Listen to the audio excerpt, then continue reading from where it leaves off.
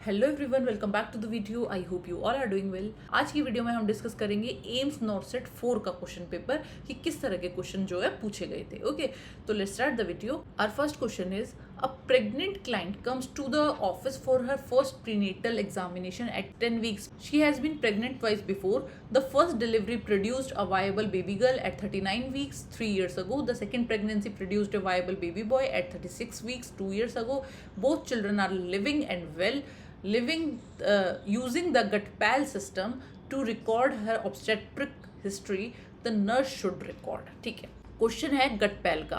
ठीक है, GTPAL important topic है, क्वेश्चन यहाँ से पूछे जाते हैं। ठीक है, तो हमें बताना है कि इसका GutPal स्कोर कितना रहेगा।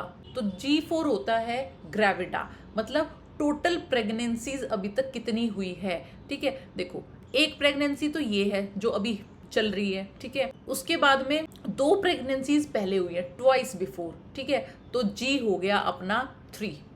ठीक है, gravida 3। Now come to term baby जो है कितने हुए हैं। एक बेबी हुआ है 39 वीक पे एंड दूसरा बेबी हुआ है 36 वीक पे, तो मतलब टर्म बेबी तो एक ही हुआ है अभी तक। फाइन, तो 1 हो गया टर्म। थर्ड इज पी, मतलब प्रीटर्म कितना हुआ है 1 जो हुआ है 36 वीक्स पे। उसके बाद है ए मीन्स अबॉर्शन कितने हुए हैं। अबॉर्शन तो एक भी नहीं हुआ है, मतलब 0। एंड लास्ट इज एल, मतलब लिविंग चिल्ड्रन, और वो है 2। ठीक है, तो अपना स्कोर हो गया G3 T1 P1 A0 and 2 L2। ठीक है, तो C अपना ऑप्शन हो गया। Okay, now next question. A client is admitted to the hospital for an induction of labour owing to the gestation of 42 weeks confirmed by dates and ultrasound. When she is dilated 3 centimeters, she has a contraction of 70 seconds. She is receiving oxytocin. The nurse's first intervention should be. एक client जो है hospital में admit हुई है, 42 weeks की जो है pregnancy है।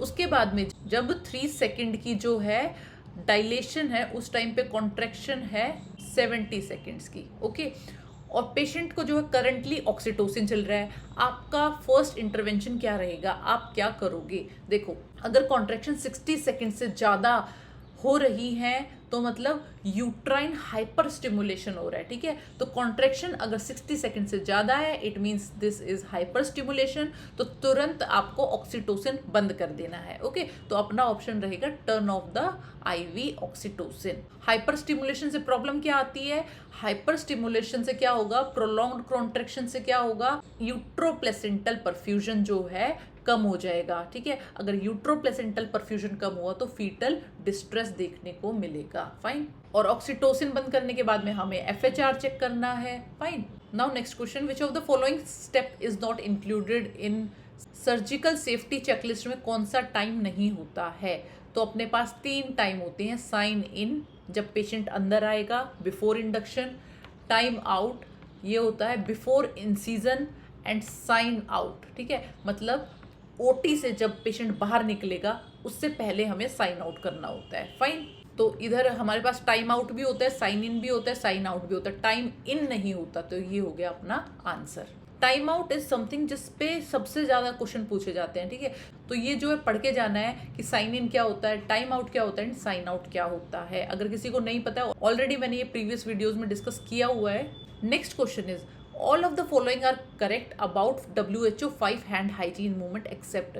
WHO ने 5 hand hygiene movements दे रखे हैं, इनमें से 3 जो है सही है, एक गलत है, आपको गलत वाला ढूंढना है। ठीक है, तो after touching the patient, yes, after touching the patient आपको हैंड हाइजीन करनी होती है, मतलब हैंड वॉश या हैंड रब यूज करना होता है। ठीक है, second is before touching the patient, yes. Third is before touching patient surrounding, no, मतलब पेशेंट सराउंडिंग टच करने से पहले हमें हैंड वॉश करने की जरूरत नहीं है, पेशेंट को टच करने से पहले हैंड वॉश करना होता है। ठीक है, तो अपना आंसर हो जाएगा C। ये जो है अपने WHO के 5 मोमेंट्स हैं कब हमें हैंड वॉश करना होता है। Now next question. After a liver biopsy procedure which position should the patient be placed in to minimise complications and promote recovery. Liver biopsy हुई है, कौन सी पोजीशन जो है आप दोगे ताकि कॉम्प्लिकेशंस ना हो। कॉम्प्लिकेशंस मेनली क्या हो सकती है लिवर में, ब्लीडिंग, ठीक है। तो ब्लीडिंग को आप जो है प्रिवेंट करने के लिए कौन सी पोजीशन दोगे?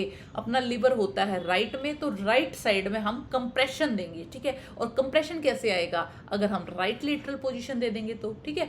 तो आफ्टर लिवर बायोप्सी हमें जो है राइट लेटरल पोजीशन देनी है। और ड्यूरिंग प्रोसीजर क्या है? या तो सुपाइन देंगे या फिर लेफ्ट लेटरल देंगे। Okay, next question, after a lumbar puncture to assess CSF, what is the best position for a 12-year-old child to minimize complication? Again एक और पोजिशनिंग का क्वेश्चन, किसी पेशेंट का लंबर पंक्चर हुआ है तो कौन सी पोजीशन आप दोगे कॉम्प्लिकेशंस को प्रिवेंट करने के लिए? इसकी कॉम्प्लिकेशन क्या है? CSF लीक, जिसका सिम्टम होता है हेडेक देखा जाएगा, ठीक है। तो उस हेडेक को प्रिवेंट करने के लिए, CSF लीकेज को प्रिवेंट करने के लिए आप कौन सी पोजीशन दोगे? हम क्या करेंगे? उधर कंप्रेशन करेंगे उस एरिया पे, और उस एरिया पे कंप्रेशन जब आएगा जब आप पेशेंट को सुपाइन पोजीशन दोगे, ठीक है। तो इधर हम देंगे supine position for several hours so as to prevent a headache. Answer हो जाएगा बी। और इसमें भी क्या होता है? विदाउट पिलो, सुपाइन पोजीशन देंगे विदाउट पिलो, ठीक है। Next is when teaching a mother of a 4-month-old with diarrhea about the importance of preventing dehydration, the nurse should emphasize the importance of feeding the child. 4 month का बच्चा है, diarrhoea हो रहा है, तो ऐसे बच्चे में डिहाइड्रेशन ना हो, ठीक है। तो हम क्या जो है मदर को रिकमेंड करेंगे? देखो, डायरिया बहुत ज़्यादा हो रहा है और उसकी वजह से डिहाइड्रेशन हो रही है, तो हमें क्या करना है? डिहाइड्रेशन को रोकने के लिए हमें डायरिया रोकना पड़ेगा। एंड डायरिया कैसे रुकेगा? अगर हम सोय बेस्ड लैक्टोज फ्री फॉर्मूला देंगे तो इससे स्टूल आउटपुट कम हो जाएगा, डायरिया कम होगा और हमारी डिहाइड्रेशन कम होगी, ठीक है। तो option C is right here. Next question is, prior to administering antibiotics, sensitivity testing is usually required. However, which of the following does not require a sensitivity test? इसमें क्या है? बिफोर स्टार्टिंग एंटीबायोटिक जो है हम sensitivity test करते हैं, ठीक है। आईडी इंजेक्शन देते हैं और उससे जो है सेंसिटिविटी चेक करेंगे। बट इनमें से कौन सा एंटीबायोटिक ऐसा है जिसमें सेंसिटिविटी टेस्ट नहीं करना होता या नहीं करना पड़ता? तो आंसर हो जाएगा मेट्रोनिडाजोल, ठीक है। तो मेट्रोनिडाजोल में जो है हमें सेंसिटिविटी टेस्ट नहीं करना होता। Okay, next question is, a client with a cervical spine fracture at C4 level has arrived in the emergency room, the primary nursing intervention would be. C4 का फ्रैक्चर हुआ है, इमरजेंसी में patient आया है, आप क्या करोगे? तो अपना फर्स्ट ऑप्शन है stabilisation of cervical spine. Yes, it is needed, cervical spine को स्टेबलाइज करने की ज़रूरत है। Second is airway assessment and stabilisation. Yes, ये जो है ज़्यादा राइट ऑप्शन है कि हम जो है ABC को प्रेफरेंस दें, ठीक है। तो पहले हम एयरवे को प्रेफरेंस देंगे एंड स्टेबलाइजेशन को, तो ऑप्शन राइट हो जाएगा बी। ओके, इसके बाद में जब सर्वाइकल स्पाइन का पेशेंट आएगा तो हमें यूज करना है jaw thrust manoeuvre. Fine, now next question, a client is being discharged with albuterol and beclomethasone dipropionate to be administered by inhalation 3 times a day and at bedtime. Client teaching regarding the sequential order in which the drug should be administered includes. ठीक है, patient को जो है एल्बुट्रोल देना है और बेक्लामिथोसोन देना है, तो इन दोनों को देने के लिए कौन सा सीक्वेंस आप यूज करोगे? देखो, एल्बुट्रोल क्या है? ब्रोंकोडाइलेटर, ठीक है, ये है ब्रोंकोडाइलेटर। बेक्लोमिथासोन क्या है? ग्लूकोकॉर्टिकोइड। तो इनमें से आप पहले क्या दोगे? हमेशा क्या होगा, आप ब्रोंकोडाइलेटर को पहले दोगे ताकि ब्रोंक्यूल जो है डायलेट कर जाए और अच्छे से उस जो सेकंड दवाई आप दोगे, मतलब कॉर्टिकॉइड्स दोगे, उसका एब्जॉर्प्शन हो सके, ठीक है। तो always you will give bronchodilators first, then followed by glucocorticoids. Okay, and after glucocorticoids हमेशा माउथ रिंस करना है, ठीक है, माउथ रिंस जरूर करना है, अदरवाइज ओरल कैंडिडियासिस हो सकता है, ठीक है। तो हमेशा जब भी हम कॉर्टिकोस्टेरॉइड्स लेते हैं माउथ रिंस करेंगे। Next question is, a client with a C4 spinal injury has been stabilised and is preparing for discharge. Since this client is at risk for autonomic dysreflexia, which symptoms should the client and their family be instructed to monitor and report? Autonomic dysreflexia क्या है? Hypertensive emergency है। अगर T6 level से ऊपर fracture हो जाएगा तो hypertension emergency होने के बहुत ज़्यादा चांसेस हैं। ओके, बट ये होगी कब? जब ट्रिगरिंग फैक्टर प्रेजेंट होगा। ट्रिगरिंग फैक्टर में क्या होगा? या तो बावल हो या ब्लैडर, दोनों में से कोई भी डिस्टेंडेड होगा, उस केसेस में जो है हमें ऑटोनोमिक डिसरिफ्लेक्सिया देखने को मिलता है। एंड मोस्ट कॉमन सिम्टम क्या है? Severe headache and facial flushing. Okay, तो इधर अपना आंसर हो जाएगा हेडेक एंड फेशियल फ्लशिंग। इसका एक सिम्टम होता है, की सिम्टम है ब्रेडिकार्डिया। इंपॉर्टेंट है, याद रखना। बच्चे मोस्टली जो है टैकीकार्डिया लगाने के लिए भागते हैं, ठीक है, तो टैकीकार्डिया नहीं लगाना है, ब्रेडिकार्डिया यहाँ पे होता है। इसका भी रीजन मैंने ऑलरेडी प्रीवियस वीडियोस में बता रखा है। और क्या मिलेगा? हाइपरटेंशन, डायफोरेसिस मिलेगा, above injury and nasal congestion. आप क्या करोगे मैनेजमेंट में? पेशेंट को 90 डिग्री पे बिठा दोगे, ट्रिगर को रिमूव कर दोगे, और हाइपरटेंसिव क्राइसिस है तो सोडियम नाइट्रोप्रोसाइड देंगे। Fine. Next question is which of the following is an indication of phototherapy in a newborn with hyper bilirubinaemia? कौन से केस में जो है आप कितने बिलिरुबिन पे आप फोटोथेरेपी जो है स्टार्ट करोगे? तो इधर अपना आंसर रहेगा बी, मतलब बिलिरुबिन लेवल जब 15 से ऊपर हो जाता है टर्म बेबीज में तो हम फोटोथेरेपी स्टार्ट करेंगे। ओके, बट अगर प्रीटर्म है तो हम मोर देन 5 पे ही फोटोथेरेपी स्टार्ट कर देंगे। Now next question, a 35 week pregnant client is undergoing a non stress test. NST और एफ 35 वीक्स की प्रेग्नेंट है। During the 20-minute examination, the nurse notes 3 fetal movements accompanied by acceleration of the fetal heart rate each 15 beats per minute lasting 15 second. तो ये test क्या है? NST normal कब माना जाता है? जब मोर देन 2 एक्सेलरेशन मिलेंगी 20 मिनट्स में, ठीक है, एंड 15 बीट्स से ज़्यादा एक्सेलरेशन मिलेंगी और 15 सेकंड से ज़्यादा जो है एक्सेलरेशन मिलेंगी 20 मिनट्स में, ठीक है। 20 मिनट्स के अंदर 2 से ज़्यादा एक्सेलरेशन आनी चाहिए, जिससे क्या असर दिखेगा? More than 15 beats per minute का इंक्रीमेंट दिखेगा फीटल हार्ट रेट में, एंड टाइम में कितना दिखेगा? मोर देन 15 सेकेंड्स का। और ये नॉर्मल माना जाता है, नॉर्मल को बोलते हैं रिएक्टिव, ठीक है। तो दिस टॉपिक इज समथिंग जो एनएसटी एंड सीएसटी का है, वो बच्चों को बहुत डिफिकल्ट लगता है, इसके लिए वीडियो बना रखी है, बहुत अच्छे से एक्सप्लेन कर रखा है एनएसटी और सीएसटी में क्या डिफरेंस होता है, ठीक है। तो वो देख सकते हो, जिसको नहीं आती है। इधर अपना ऑप्शन हो जाएगा रिएक्टिव, मतलब नॉर्मल है, ठीक है, क्योंकि हमारी 15 से ज़्यादा जो है एक्सेलरेशन हो रही है, 15 सेकेंड से ज़्यादा जो है टाइम देखा जा रहा है, तो इधर ये नॉर्मल मानी जाएगी। एंड सेकेंड थिंग मैं यहाँ पे बता दूँ, सीएसटी के लिए हम रिएक्टिव और नॉन रिएक्टिव वर्ड यूज नहीं करते हैं, उधर यूज करते हैं पॉजिटिव एंड नेगेटिव, ठीक है, और उधर नॉर्मल टेस्ट माना जाता है negative. Fine. Next question is which of the following electrolyte should monitor in a patient with congestive heart failure receiving digoxin and फुरोसेमाइड, ठीक है। कौन सा इलेक्ट्रोलाइट जो है आप मॉनिटर करोगे?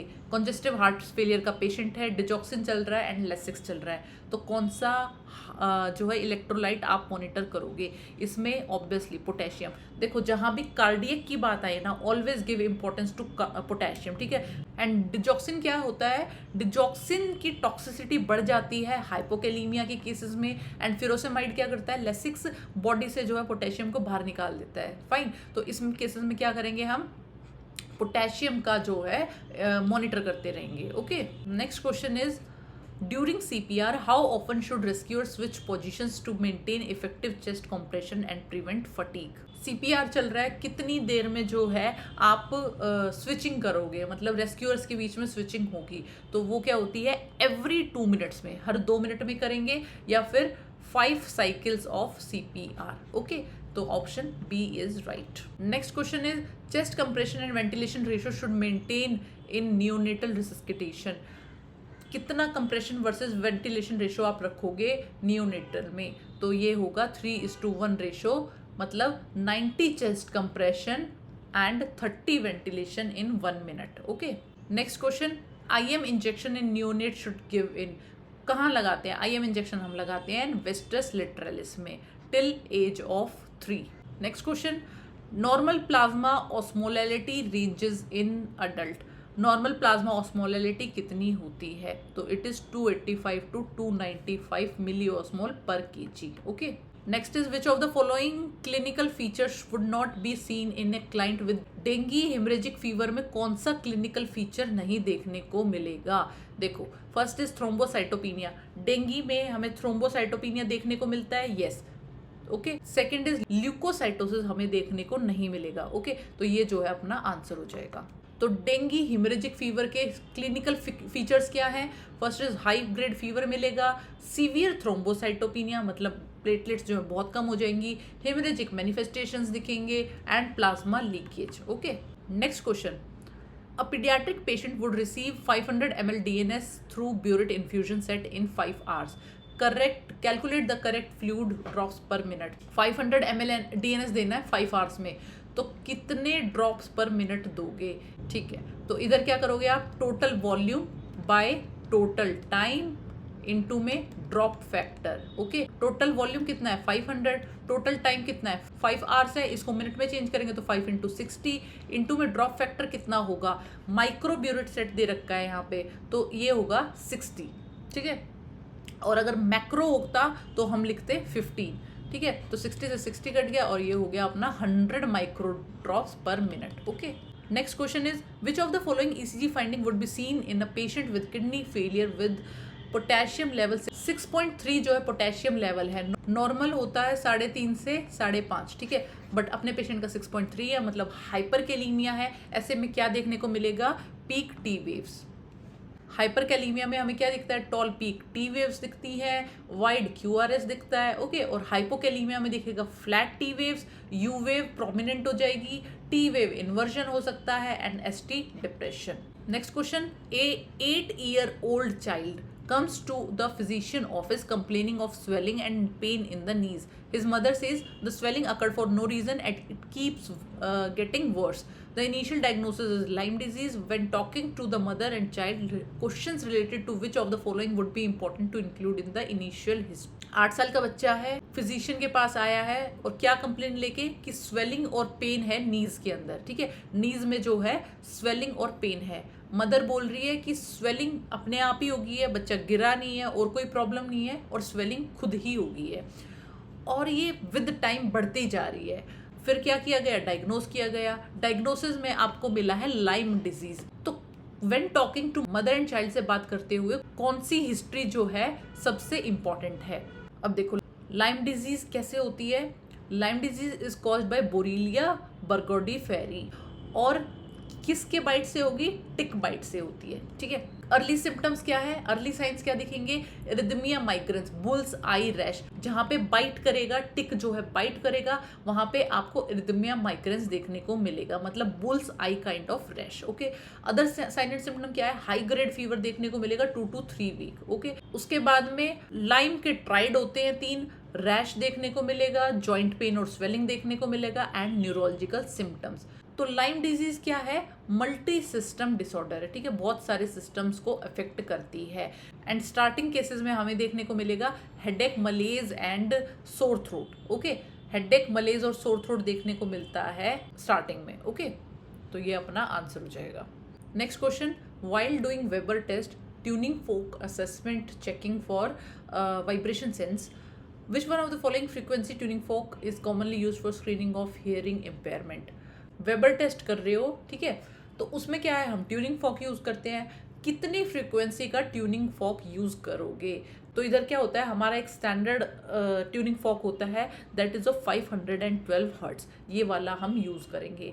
जो 2000 वाला है, मतलब ऑप्शन बी है या डी है, ये क्या करते हैं, बहुत ज़्यादा वाइब्रेट करते हैं, बहुत रैपिडली वाइब्रेट करते हैं और बहुत जल्दी से डीके हो जाएंगे, मतलब उनकी वाइब्रेशन जो है बहुत जल्दी ख़त्म भी हो जाएगी, इसलिए हम अच्छे से इनमें टेस्ट नहीं कर पाएंगे। ठीक है, और जो 128 है वो बहुत स्लोली वाइब्रेट करता है और क्या है, एक बजिंग साउंड उसमें से निकलती है। ठीक है, तो ये मोस्टली जो है पेरिफेरल न्यूरोपैथीज में काम आता है। ठीक है, पेरिफेरल न्यूरोपैथीज में 128 वाला काम आएगा, तो इधर अपना ऑप्शन हो गया है C. Next question, a 30-year-old male patient comes in the surgical OPD with pain, discomfort and swelling around the anus and bleeding per rectum. History is suggestive of hemorrhoids. What will be the confirmatory test in OPD? Pain है, discomfort है around anus and bleeding हो रही है rectum से। History क्या है, haemorrhoids की history है। कंफर्मेशन के लिए कौन सा टेस्ट करोगे, तो कंफर्मेशन के लिए हम करेंगे प्रोक्टोस्कोपी। फाइन, और जो अपना लास्ट ऑप्शन है डिजिटल रेक्टल एग्जामिनेशन, DRE। ठीक है, ये क्या होता है, जो इंटरनल हेमरोइड्स होते हैं वो बहुत सॉफ्ट होते हैं और कुशन्ड होते हैं। ठीक है, तो जब तक वो सीवियरली थ्रोम्बोज्ड नहीं होंगे या प्रोलैप्स नहीं होंगे तब तक हम DRE से नहीं पता लगा सकते हेमरोइड्स का। ठीक है, तो इसीलिए we will always go for proctoscopy. Next question, a 38-year-old patient has come in emergency department with ruptured gallbladder. Cholecystectomy has done. The patient is discharged with follow-up instructions. After 2 to 3 weeks, the patient comes for follow-up in surgical OPD with complaints of pain abdomen, generalized tenderness in abdomen, fever, etc. What would be the possible complication? 38-year-old patient जो है rupture gall bladder लेके emergency में आया, उसके लिए उसकी cholecystectomy कर दी, ठीक है। पेशेंट जो है अब डिस्चार्ज हो गया है। 2 to 3 वीक्स के बाद में अब पेशेंट दोबारा आया है और बोल रहा है पेन है, एब्डोमेन में पेन है। आपने चेक किया तो टेंडरनेस मिली है एब्डोमेन में और फीवर भी बता रहा है। पॉसिबल कॉम्प्लिकेशंस क्या हो सकती हैं? तो इधर क्या है, पेरिटोनाइटिस देखने को मिल सकता है, ठीक है। आफ्टर कोलेसिस्टेक्टमी ऑल्सो, कोलेसिस्टेक्टमी के बाद भी कई बार क्या होता है, बाइल लीकेज होता है, इसकी वजह से केमिकल पेरिटोनाइटिस देखने को मिल सकता है, मतलब कि secondary bacterial infection. Okay, next question is to enhance the percutaneous absorption of nitroglycerin patches, it would be most important for the nurse to select a site that is enhance percutaneous absorption of a nitroglycerin patch। आपको लगाना है, कहाँ लगाओगे? देखो, non hairy skin पे हम जो है ये पैच लगाते हैं, तो अपना आंसर हो गया नॉन हेयरी एरिया पे लगाएंगे। ओके, फर्स्ट ऑप्शन जो है near the heart, proximity of heart जो है इररिलेवेंट है, कोई फर्क नहीं पड़ता हार्ट के पास लगाओ या दूर लगाओ। मेन थिंग इज स्किन में जो है ये एब्जॉर्ब होता रहना चाहिए, ठीक है। तो skin permeability is more important than near the heart. Third is muscular force is over a bony prominence. No, bony prominence पे और मस्कुलर एरिया पे हम इसको नहीं लगाएंगे। फाइन। इसके बाद में क्या होता है, रोटेट करना होता है, पैच की साइड को डेली एक ही जगह नहीं लगाएंगे। कॉमन साइड्स होती हैं, चेस्ट पे लगा सकते हैं, अपर आर्म पे एंड अपर बैक पे, but main thing is non hairy area होना चाहिए। Next question is a patient with severe preeclampsia is receiving magnesium sulphate, which of the following findings would indicate magnesium toxicity. Preeclampsia का patient है, magnesium sulphate चल रहा है, तो कौन सी symptom से आपको लगेगा कि मैग्नीशियम टॉक्सिसिटी हो गई है? मैग्नीशियम टॉक्सिसिटी में क्या दिखता है हमें? डीप टेंडन रिफ्लेक्सेस का लॉस, मतलब DTR जो है एब्सेंट मिलेंगे, तो इसका मतलब है मैग्नीशियम की टॉक्सिसिटी हो गई है। तो here answer will be absent DTR and respiratory depression. Okay, normal magnesium level is 4 to 7। और क्या देखना होता है इसके अलावा? DTR देखोगे मैग्नीशियम सल्फेट वाले पेशेंट में, रेस्पिरेटरी रेट देखोगे एंड यूरिनरी आउटपुट देखोगे। Now next question, what would be the correct steps to follow in female catheterisation में कौन से स्टेप्स आप फॉलो करोगे? ओके, तो सबसे पहले क्या है, we will clean with betadine, उसके बाद में लिग्नोकेन जेली लगाएंगे टिप ऑफ द कैथेटर पे, देन जो है कैथेटर इंसर्ट करेंगे, चेक फॉर यूरिन, और अगर यूरिन आ जाता है तो we will inflate the balloon. तो ये हमारे स्टेप्स होते हैं while catheterisation. Next question is up to which age height of the child is measured in lying down posture. जब बच्चे की हाइट चेक करनी है तो कौन सी एज तक जो है लेटा के, बच्चों को लेटा के जो है हाइट चेक की जाती है? तो that will be up to 24 months, मतलब 2 साल तक जो है बच्चे की हाइट लाइंग डाउन पोजीशन में चेक की जाएगी। और जिस इंस्ट्रूमेंट से चेक की जाती है उसे बोलते हैं इन्फेंटोमीटर। ओके, बट अगर बच्चा 2 ईयर्स से ज़्यादा है तो हम चेक करेंगे स्टेडियोमीटर से। ओके, मतलब बच्चे को खड़ा करके। Next question is which of the following is an example of basal insulin होते हैं बैकग्राउंड इंसुलिन, ठीक है। बैकग्राउंड मतलब जो इंसुलिन ड्यूरिंग फास्टिंग भी रिलीज होता रहेगा ताकि हमारा ब्लड शुगर जो है कंसिस्टेंट रहे या मेंटेन रहे। Okay, we are in fasting state, blood cells जो हैं ग्लूकोज को रिलीज करती रहती हैं, ठीक है, स्लोली रिलीज करती रहेंगी। उसको जो है कंसिस्टेंट रखने के लिए, उस ब्लड ग्लूकोज को कंसिस्टेंट रखने के लिए थोड़ा थोड़ा इंसुलिन जो है रिलीज होता रहता है, दैट इज बैकग्राउंड इंसुलिन। इसमें आते हैं intermediate and long acting insulin, जैसे कि NPH, ग्लार्गिन, डेटमेर एंड डी ग्लूटेक। ओके, तो इधर अपना ऑप्शन 1 है रेगुलर इंसुलिन। रेगुलर इंसुलिन क्या है? बोलस इंसुलिन माना जाता है जो मील्स के टाइम पे हम देंगे, ठीक है, तो ये तो नहीं है। Second is NPH। Yes, NPH जो है बेसल इंसुलिन है बट डी ग्लूडेक भी है। डीग्लूडेक जो है लॉन्ग एक्टिंग है और एनपीएच जो है इंटरमीडिएट है, तो we will give preference to degludec. यहाँ अपना आंसर डीग्लूडेक हो जाएगा, ठीक है। एंड ग्लूलिसिन जो है वो है rapid acting insulin. Next question, in an adult the normal blood pressure ranges is, normal blood pressure कितना होता है अडल्ट में, तो दैट विल बी 120/80। बट इसमें हमें क्या एडिशनल चीजें याद करनी है कि हाइपरटेंशन स्टेज 1 किसे बोलते हैं, स्टेज 2 किसे बोलते हैं, एंड हाइपरटेंसिव क्राइसिस क्या होता है, ये हमें पता होना चाहिए, ठीक है। इतना इजी क्वेश्चन तो दोबारा रिपीट नहीं होगा, बट हाँ यहाँ से क्वेश्चन बन सकता है स्टेज 1 में क्या होगा, 2 में क्या होगा, या हाइपरटेंसिव क्राइसिस में क्या होता है। Now next question, all of the following are true about Antara contraceptive except. अब देखो अंतरा कॉन्ट्रासेप्टिव क्या होता है, अंतरा होता है डीएमपीए जो हमने पढ़ा हुआ, डिपोट मेट्रोक्सी प्रोजेस्टेरोन एसीटेट का जो इंजेक्शन होता है वो उसी का जो है ब्रांड नेम अंतरा है, एक बात।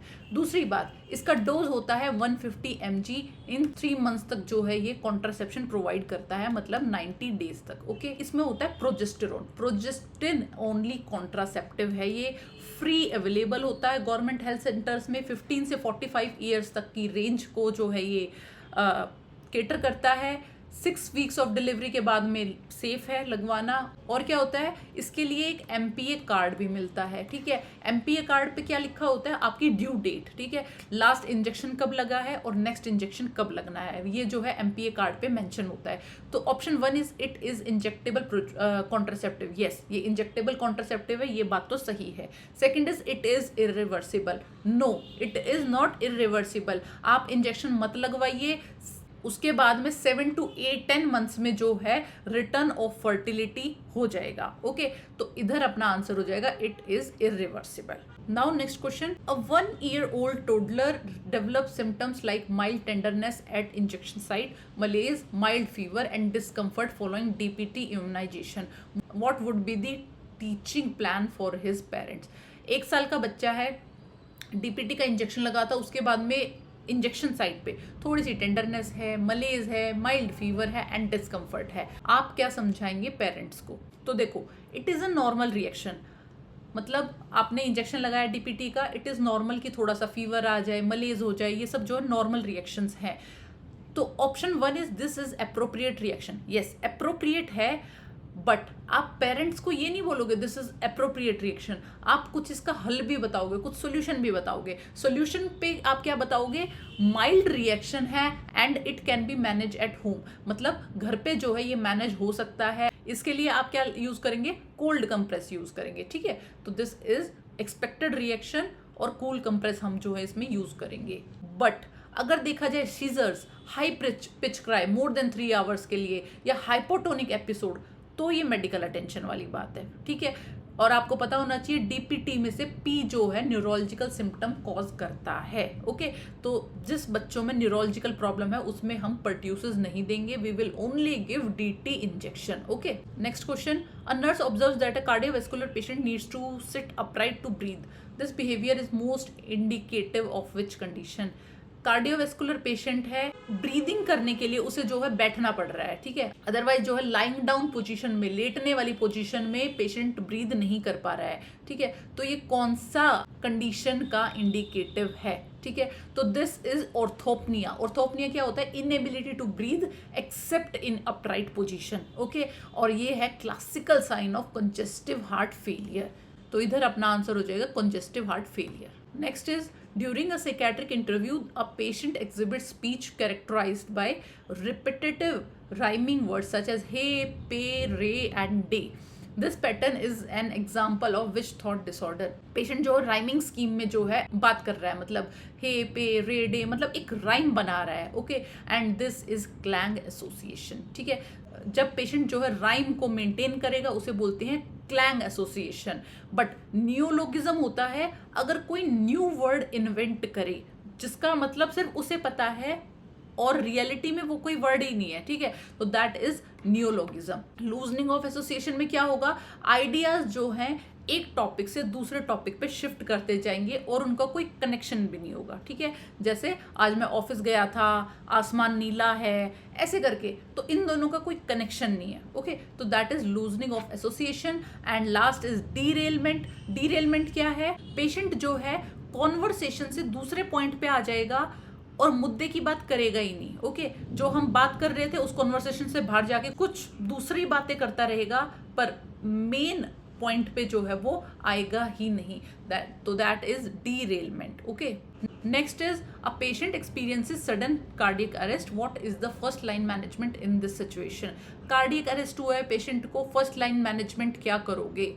देखो, सीधा कंप्रेशन तो स्टार्ट नहीं करोगे, पल्स चेक करनी है, ब्रीथ चेक करना है, बट उससे भी पहले आप जो है कॉन्शियसनेस चेक करोगे पेशेंट की, ठीक है। आप पूछोगे आर यू ओके, पेशेंट के शोल्डर पे हम जोर से टैप करते हैं कि आर यू ओके, और अगर कोई रिस्पॉन्स नहीं आता है उसके बाद जो है हम कॉल फॉर हेल्प एक्टिवेट करेंगे, सीपीआर स्टार्ट करेंगे, सब कुछ उसके बाद में आएगा, but first thing is we will check consciousness. Now next question, which of the following child has low risk for sudden infant death syndrome.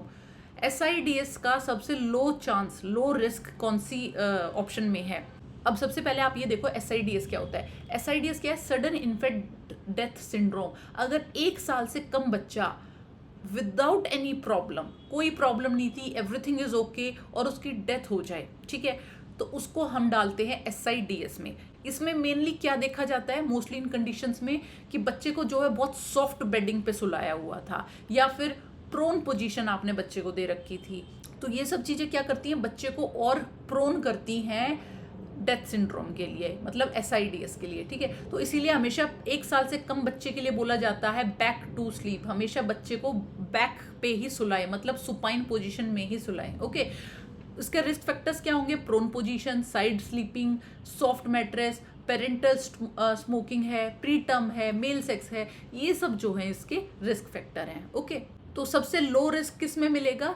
Child lying on back, ये अच्छी पोजीशन है, इसको हम देंगे, ठीक है। Now next question, according to WHO severe stunting for low height for age is best described in standard deviation is. अब देखो, हमारे ना 2 तरह के मैल न्यूट्रिशन होते हैं, ये एक मोस्ट कॉमन प्रॉब्लम है बच्चों को जो नहीं आती होती है। एक होता है 2 तरह के malnutrition, first is acute and second is chronic, okay. Acute में क्या है, हम हमेशा वेट चेक करेंगे अक्यूट प्रॉब्लम्स में, और क्रोनिक में we will go for height, ठीक है। तो यहाँ पे क्या बोल रहे हैं, हाइट फॉर एज चेक कर रहे हैं, मतलब हम यहाँ पे क्रोनिक प्रॉब्लम जो है चेक कर रहे हैं, ठीक है। अब क्रोनिक प्रॉब्लम में भी क्या है, एक जेड स्कोर निकाला जाता है, ठीक है। जेड स्कोर हमेशा जो है 0 होना चाहिए बच्चे का, अगर 0 है मतलब एवरेज बच्चा है, नॉर्मल बच्चा है, ठीक है। बट अगर जेड स्कोर है -1, -2, -3, तो ये जो है बैड स्कोर है, मतलब बच्चा जो है अपने साथ वाले बच्चों से पीछे है, ठीक है। अगर -1 है तो ये क्या है, थोड़ा सा माल न्यूट्रिशन है, बिल्कुल हल्का सा, माइल्ड बोल सकते हो, इवन आप थोड़ा सा नॉर्मल भी बोल सकते हो, इसमें कोई प्रॉब्लम नहीं है। बट -2 क्या है, मॉडरेट माल न्यूट्रिशन है, एंड -3 क्या है, सीवियर माल न्यूट्रिशन है, ओके। दोबारा बता रही हूँ, जेड स्कोर निकाला जाता है, अगर -2 आ रहा है तो मॉडरेट माल न्यूट्रिशन है, -3 है तो सीवियर माल न्यूट्रिशन है, ओके। तो इधर अपना आंसर हो जाएगा option B, 3SD, 3 standard deviation stunted height for age, okay. 2 standard क्या है, मॉडरेट, 4 स्टैंडर्ड होता नहीं है, 1 स्टैंडर्ड जो है माइल्ड में आएगा या ऑलमोस्ट नॉर्मल बोला जाएगा, fine. Next question, human development index components include. Human development index में कौन से कंपोनेंट्स जो है इंक्लूडेड हैं? This is life expectancy at birth के टाइम पे कितनी लाइफ एक्सपेक्टेंसी है, ये ह्यूमन डेवलपमेंट इंडेक्स का पार्ट है। Second is education, third is living standards, okay. तो इधर अपना आंसर हो जाएगा life expectancy at birth, schooling and good standard of living, okay. बाकी ऑप्शन क्या है, लाइफ एक्सपेक्टेंसी एट 1 ईयर या फिर 5 ईयर, ठीक है। तो ये सब जो है हमारे ऑप्शंस में रहेंगे। ऑप्शन अपना होता है life expectancy at birth, okay. इसके बाद में इसमें वैल्यूज देखी जाती है, मोर देन 0.8 है तो हाई है, मतलब अच्छा डेवलपमेंट है, 0.5 से 0.8 है तो मीडियम है, और 0.5 से कम है तो लो ह्यूमन डेवलपमेंट इंडेक्स है। Next question is A nurse taking care of a patient with chest tube drainage suddenly notes that there is no fluctuation in the water seal tube. Which of the following action should the nurse take first? Nurse है जो take care कर रही है chest tube drainage वाले patient का, और उसने क्या देखा कि वाटर सील ट्यूब में कोई फ्लक्चुएशन ही नहीं हो रही है. ओके, फ्लक्चुएशन मतलब कि टाइडलिंग ऑफ वाटर वॉल्यूम जो है नहीं हो रहा है. आप क्या करोगे? तो फर्स्ट ऑप्शन है turn the patient to the unaffected side, second inform the physician, third is check the tubing to ensure there is no kinking, and last is start milking the chest tube. ये तो हम क्या करेंगे, सबसे पहले assessment करेंगे कि कहीं ट्यूब किंक तो नहीं है. ठीक है, तो ये अपना राइट ऑप्शन हो जाएगा. ओके, इसके बाद में क्या, इधर आपको ये पता होना चाहिए टाइडलिंग क्या होता है. टाइडलिंग में इंस्पिरेशन के टाइम पे जब पेशेंट सांस लेगा, ब्रीद इन करेगा, तो टाइडल वॉल्यूम मतलब पानी जो है वाटर सिस्टम में वो राइज करेगा, और एक्सपीरेशन के टाइम पे पानी जो है नीचे डाउन जाएगा. Okay, next question, which of the following finding is suggestive and abnormal reading in 4 hours old newborn. मतलब 4 hours पहले एक न्यूबॉर्न जो है डिलीवर हुआ है, उसमें से इनमें से कौन सी रीडिंग जो है एबनॉर्मल है.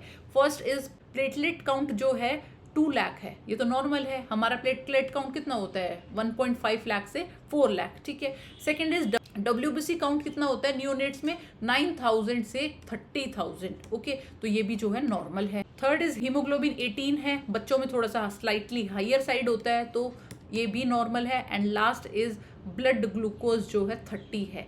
यस, ये जो है कम है, मतलब हाइपोग्लाइसीमिया है न्यूबॉर्न को. अगर न्यूबॉर्न का ब्लड ग्लूकोज लेस देन 40 है, ठीक है, इन फर्स्ट 24 hours, तो हम इसको हाइपोग्लाइसीमिया बोलेंगे. एंड आफ्टर 24 hours अगर बिलो 45 है तो उसको हाइपोग्लाइसीमिया बोलेंगे. ठीक है, तो इस बच्चे को जो है हाइपोग्लाइसीमिया है. Next question, a patient is developed mild urticaria and breathlessness. Which of the following medicine would not be prescribe for this time at this time for this patient at this time. एक patient है, urticaria है और breathlessness है, आप कौन सा medicine इनमें से नहीं दोगे? तो देखो, अपना जो पेशेंट है अर्टिकेरिया है एंड ब्रेथलेसनेस है, मतलब एलर्जिक सिम्टम्स है, एनाफाइलेक्सिस हो सकता है. ओके, ऐसे केसेस में फर्स्ट लाइन ऑफ ट्रीटमेंट क्या होता है, हम ADR दें. ओके, ADR का क्या डोज रहेगा 1:1000. तो ऐसे केसेस में जब एनाफाइलेक्सिस वाले केसेस हैं तो हम ADR देते हैं 1:1000. ये हम देते हैं IM. ओके, और IM भी कहाँ देंगे, थाई पे. फाइन, तो ये तो होगी एनाफाइलेक्सिस की. अदरवाइज अगर नॉर्मल एलर्जिक सिम्टम्स आपको लग रहे हैं तो आप क्या देते हैं, हाइड्रोकॉर्टिसोन, या फिर दे सकते हैं क्लोरफेनिरेमिन, या फिर डेक्सामेथासोन. ये सब जो है एलर्जिक कंडीशंस में दी जाती हैं. डेक्सा और हाइड्रोकॉर्ट क्या है, स्टेरॉइड्स हैं, और क्लोरफेनिरेमिन क्या है, एंटीहिस्टामिन. ओके, बाकी जो अपना ऑप्शन A है क्लोरप्रोमाजीन, ये है एंटीसाइकोटिक. तो एंटीसाइकोटिक तो हम इस कंडीशन में नहीं देंगे, तो अपना ऑप्शन हो जाएगा A. Now next question, in a patient left femoral popliteal bypass grafting surgery has been done. After 6 hours of the procedure, the dorsal pedis pulse of the left leg is not palpable. After further assessment reveals that the leg is feel like cool and pale. What would be the priority nursing action? Left femoral popliteal bypass grafting हुई है. Okay, उस 6 घंटे के बाद में आप जो है पल्स नोट कर रहे थे, डोर्सल पेडिस जो है चेक कर रहे थे. इधर आपको पता होना चाहिए डोर्सल पेडिस कहाँ होती है, पोस्टीरियर टीबियल कहाँ होती है. ठीक है, ये बहुत मेजर क्वेश्चन है जो पूछा जाता है. डोर्सल पेडिस कहाँ मिलती है, कहाँ पाल्पेट करोगे, एंड पोस्टीरियर टीबियल आर्टरी कहाँ पाल्पेट करोगे. ठीक है, तो अभी क्या है, आपने 6 घंटे बाद जो है चेक की है, डोर्सल पेडिस जो है पाल्पेट नहीं कर पा रहे हो. उसके बाद में फिर और असेसमेंट किया तो लेग जो है कूल है और पेल है. आप सबसे पहले क्या करोगे? ठीक है, तो अगर ऐसा कुछ मिले, डोर्सल पेडिस जो है एब्सेंट है, कूल है, पेल है सर्जरी के बाद में, तो it means acute limb ischaemia हो गया है. ओके, और ऐसे केसेस में डायरेक्ट आप डॉक्टर को जो है नोटिफाई करोगे. फाइन, तो इधर हमारा ऑप्शन हो जाएगा option A, notify to the treating doctor. और क्या साइन होते हैं, 6P होते हैं हमारे अक्यूट आर्टरी ऑक्लूजन के, pain, pallor, pulselessness, paraesthesia, paralysis and poikilothermia, मतलब cool. Okay, next question is, while preparing the medicine, a nurse by mistakenly needle stick injury.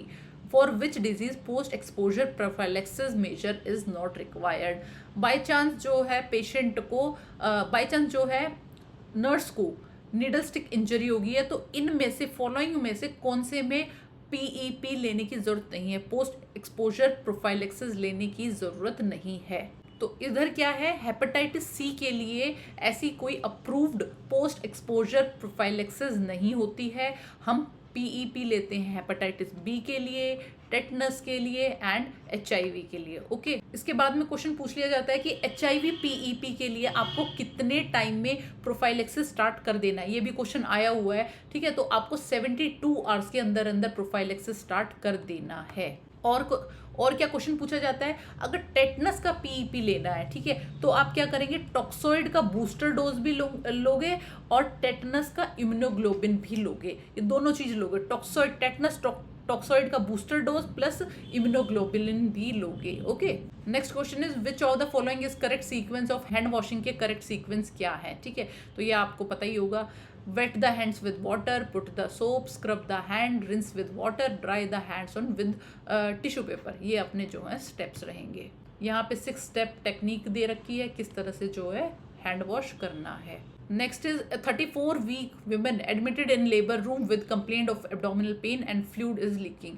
After assessment reveals that the BP is 100/70, pulse rate जो है 86 है, membrane rupture हो चुकी है। आप क्या करोगे? ओके, पेशेंट आई है एब्डोमिनल पेन के साथ में और फ्लूइड लीक हो रहा है, बीपी काफ़ी कम है, पल्स जो है 86 है। आप सबसे पहले क्या करोगे? तो obviously we will check foetal heart rate, ठीक है। हमारी जो पेशेंट आई है वो 34 वीक्स पे आई है, मतलब pre mature rupture of membrane हुआ है। इस केसेस में हम एफएचआर को प्रायोरिटी देंगे, क्योंकि देयर आर चांसेस कि फीटल जो है डिस्ट्रेस में हो कॉर्ड प्रोलैप्स की वजह से। Okay, next is a new nurse is caring for an adolescent in the trauma unit who sustained injuries from a motor vehicle accident.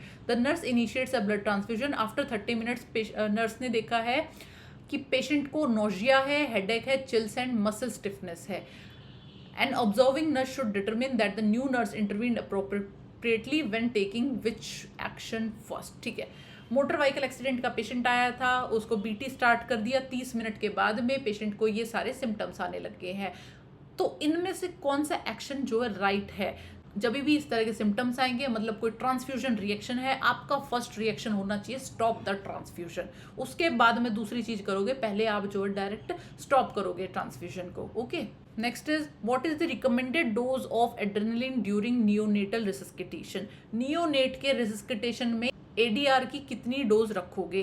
तो ये हमारी डोज होती है 0.01 से 0.03 mg पर kg IV। ओके, और क्या कॉन्सेंट्रेशन रखेंगे? 1:, ये याद रखना, ठीक है। 1:1000 एंड 1:10,000 में जो है बच्चों को कंफ्यूजन होती है, तो याद रखना छोटा बच्चा है तो 1:10,000 यूज करेंगे, मतलब बहुत डाइल्यूटेड एड्रेनलिन जो है हम बच्चों को देंगे। ओके, 1:10,000 डाइल्यूशन में होता है 0.1 mg पर ml और 1:1000 में होता है 1 mg पर ml, ठीक है। तो बच्चा है तो हम बहुत डाइल्यूटेड डोज देंगे, इसलिए 1:10,000। तो इधर अपना ऑप्शन हो गया C. Next question is in a patient neck of the femur is fractured, position of the leg should maintained in. Neck of femur में जो है फ्रैक्चर हुआ है, तो आप कौन सी पोजीशन दोगे, ठीक है। तो जो ऐसे पेशेंट होते हैं जिनका नेक ऑफ फीमर में फ्रैक्चर हो जाता है, वो किस तरह से प्रेजेंट करते हैं? दे प्रेजेंट अफेक्टेड लेग जो है एक्सटर्नल रोटेशन के साथ में प्रेजेंट होता है और शॉर्टनिंग के साथ में, ठीक है। तो हम क्या करेंगे ऐसे केसेस में? बहुत ज़्यादा करेक्शन नहीं करेंगे, बस उसको थोड़ा सा न्यूट्रल अलाइनमेंट कर देंगे, वो होगा लेस देन 45 डिग्री, ठीक है। लेस देन 45 डिग्री जो है एक्सटर्नल रोटेशन मेंटेन रखेंगे, उससे ज़्यादा नहीं करेंगे, क्योंकि अगर आप इंटरनल रोटेशन करोगे तो उससे क्या हो सकता है? मिसअलाइनमेंट हो सकती है और हीलिंग में इम्पेयरमेंट आ सकती है। तो इधर ऑप्शन हो जाएगा A. Okay, next question, which of the following is the correct height velocity in children aged 2 to 10 years. कौन सी हाइट वेलोसिटी जो है करेक्ट है? बच्चा जो है 2 से 10 साल के बीच का है, ठीक है। तो क्या होता है, जो 2 से 10 साल के बीच के बच्चे होते हैं उनमें average height 4 to 6 centimetre per year बढ़ती है। तो इधर अपना आंसर हो जाएगा 4 to 6 centimetre per year. Okay, next question is, एक पेशेंट है आरटीए का, वाइटल साइंस उसके जो हैं बीपी बहुत कम है 80/55, हार्ट रेट बढ़ा हुआ है, टेकिकार्डिया है एंड रेस्पिरेटरी रेट भी बढ़ा हुआ है 24 है, ठीक है, और कूल क्लेमी स्किन है, रैपिड ब्रीदिंग है।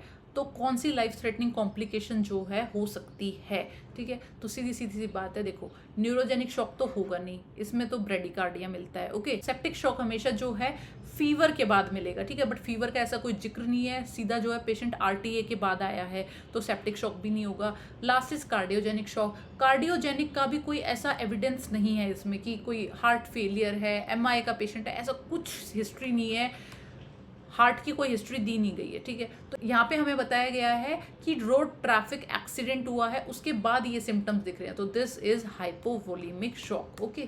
Next is nurse Jeremy is evaluating a client's fluid intake and output record.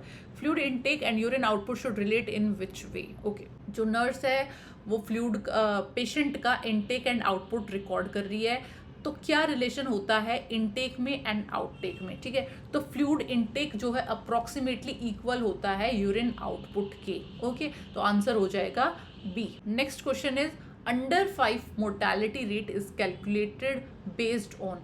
Under 5 mortality rate कैसे कैलकुलेट करोगे, तो नाम से ही पता चल रहा है अंडर 5 मतलब 5 साल से नीचे के बच्चे, ठीक है। तो अपना आंसर होगा the number of deaths of children under 5 year पर 1000 live birth, okay. Second option में देखो बर्थ दिया हुआ है, ठीक है। मोस्टली स्टूडेंट्स गलती कहाँ करते हैं, इस बर्थ को नहीं पढ़ेंगे, दोनों को जो है सिमिलर से दिखेंगे और बर्थ को टिक लगा के जल्दी से आगे वाले क्वेश्चन पे भाग जाएंगे, ठीक है। बट पढ़ना होता है कि हमें जो है डेथ देखनी है, मोर्टेलिटी लिखा हुआ है, ठीक है। तो क्वेश्चन जो है अच्छे से पढ़ा करो, मोर्टेलिटी लिखा हुआ है, ऑप्शन अच्छे से पढ़ा करो, कहाँ डेथ लिखा है कहाँ बर्थ लिखा है, ओके। क्वेश्चन इतने डिफिकल्ट नहीं है, बस थोड़े सिमिलर से अपीयर होते हैं तो सिली मिस्टेक के जो है चांसेस बढ़ जाते हैं। Next question, which of the following statement is correct about precocious puberty. क्या होती है प्रिकॉशियस प्यूबर्टी? होती है अगर 8 साल से पहले फीमेल में मतलब गर्ल में सेकेंडरी सेक्सुअल कैरेक्टरिस्टिक्स दिख जाए तो मतलब प्रिकॉशियस प्यूबर्टी है, ओके। एंड बॉयज में 9 ईयर्स से पहले, फाइन।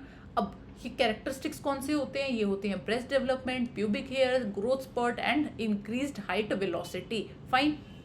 तो इधर अपना आंसर हो जाएगा onset of secondary sexual characteristics before 9 years is defined as precocious puberty, okay. Next question is an adult client arrives in the emergency department with burn to both entire legs and perineal area. Which of the following fluids would be started by on duty nurses?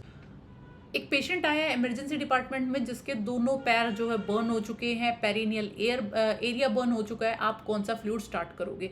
We will start Ringer lactate. Burn patient में हमेशा fluid of choice हमारा Ringer lactate होता है, NS नहीं होता है, ठीक है। एनएस में क्या होता है, क्लोरीन की मात्रा बहुत ज़्यादा होती है, इसकी वजह से हाइपर क्लोरीमिया देखा जा सकता है, ठीक है। और हाइपर क्लोरीमिया की वजह से हो सकता है metabolic acidosis, fine. Next is a nurses client who is in post-operative phase during assessment obtains the information chills, high-grade fever, significantly drop in blood pressure and rapid breathing.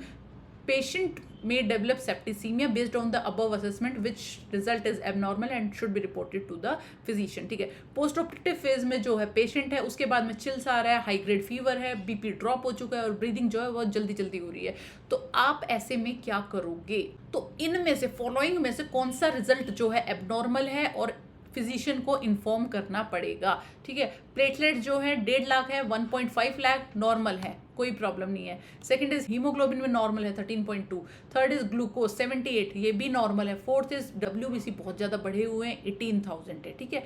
तो अपने नॉर्मल डब्ल्यूबीसी होते हैं 4,000 से 11,000, यहाँ अपने patient के हो गए 18,000। It means this is the option. ये चीज़ जो है हमें रिपोर्ट करनी पड़ेगी फिजिशियन को। Next is a nurse is inserting a NG tube into a client. The tube is being inserted gently downward and upon reaching the nasopharynx, slightly resistance occurs. What should be the nurse's for next action?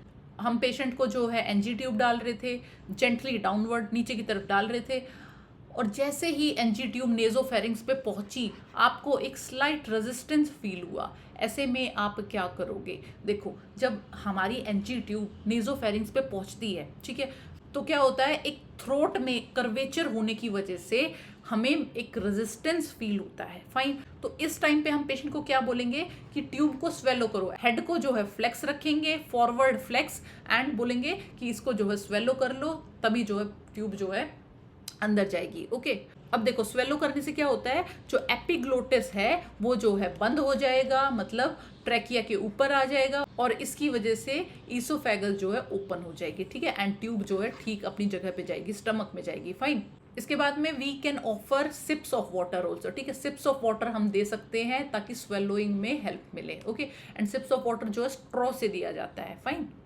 तो इधर अपना answer हो जाएगा option C. Next question is which of the following manifestation commonly seen in a patient with thiamine deficiency, vitamin B1 की deficiency है, इसकी वजह से क्या होगा? इसकी वजह से होता है वर्निक्स कॉर्सकॉफ सिंड्रोम। ठीक है, वर्निक्स एंसेफेलोपैथी अलग है एंड कॉर्सकॉफ साइकोसिस अलग है। इतना इंपॉर्टेंट क्वेश्चन है, कभी वर्निक्स से क्वेश्चन बन जाएगा, कभी कॉर्सकॉफ से बन जाएगा। ठीक है, तो ये चीजें याद रखनी है। ओके, देखो याद कैसे रखोगे, वर्निक्स एरिया होता है हमारे ब्रेन में। ओके, ब्रेन क्या करेगा, कंफ्यूजन क्रिएट करेगा, एटेक्सिया करेगा, चलने में प्रॉब्लम होगी, एंड ऑप्थेल्मोप्लेजिया मतलब एबनॉर्मल आई मूवमेंट। ओके, ये सब जो है वर्निक्स में आ गए हैं। कोर्साकॉफ क्या होता है, it is mostly about memory. ठीक है, ये मेमोरी का प्रॉब्लम है।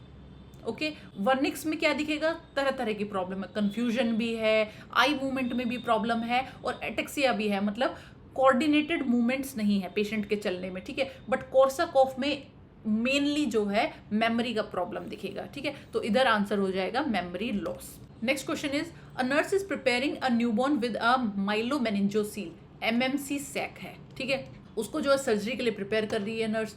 तो मोस्ट इंपॉर्टेंट इंटरवेंशन क्या रहेगा कि ताकि साइट जो है स्टेराइल भी रहे और प्रोटेक्टेड भी रहे। Okay, first is leave the sac as it is exposing to air, से एक्सपोज कर दो सैक को। नो, इससे क्या होता है, ड्राई हो जाएगा न्यूरल टिश्यू प्लस इन्फेक्शन के रिस्क बढ़ जाएंगे। Fine, second is apply petroleum as a protective covering for the sac, petroleum jelly लगा दो, नहीं, इससे क्या होता है, ब्रेक डाउन होएगा डेलिकेट टिश्यू का।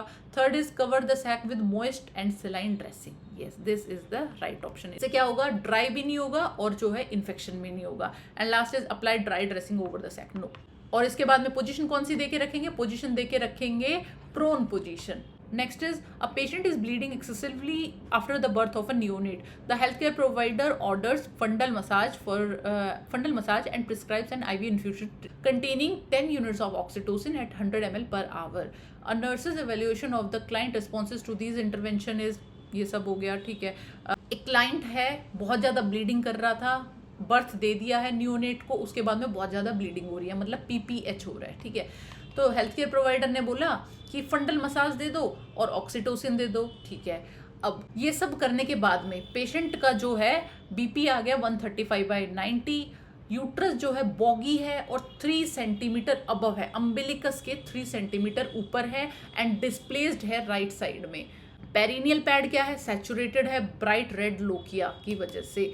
तो आपका नेक्स्ट एक्शन क्या रहेगा, तो जब भी आपको क्वेश्चन में मिले कि यूट्रस जो है डिस्प्लेस हो गया है राइट साइड में और बॉगी है, ठीक है, तो हमेशा फुल ब्लैडर के लिए आप असेस करोगे। फुल ब्लैडर की वजह से जो है यूट्रस में कॉन्ट्रैक्शन नहीं हो पा रही है और वो जो है यूट्राइन एटोनी है। ओके, तो हम क्या करेंगे, असेस फॉर डिस्टेंडेड ब्लैडर, और पेशेंट को वॉइड के लिए एनकरेज करेंगे या फिर कैथेटराइज कर सकते हैं। Next is which of the following assessment finding after an amniotomy needs to be conducted first.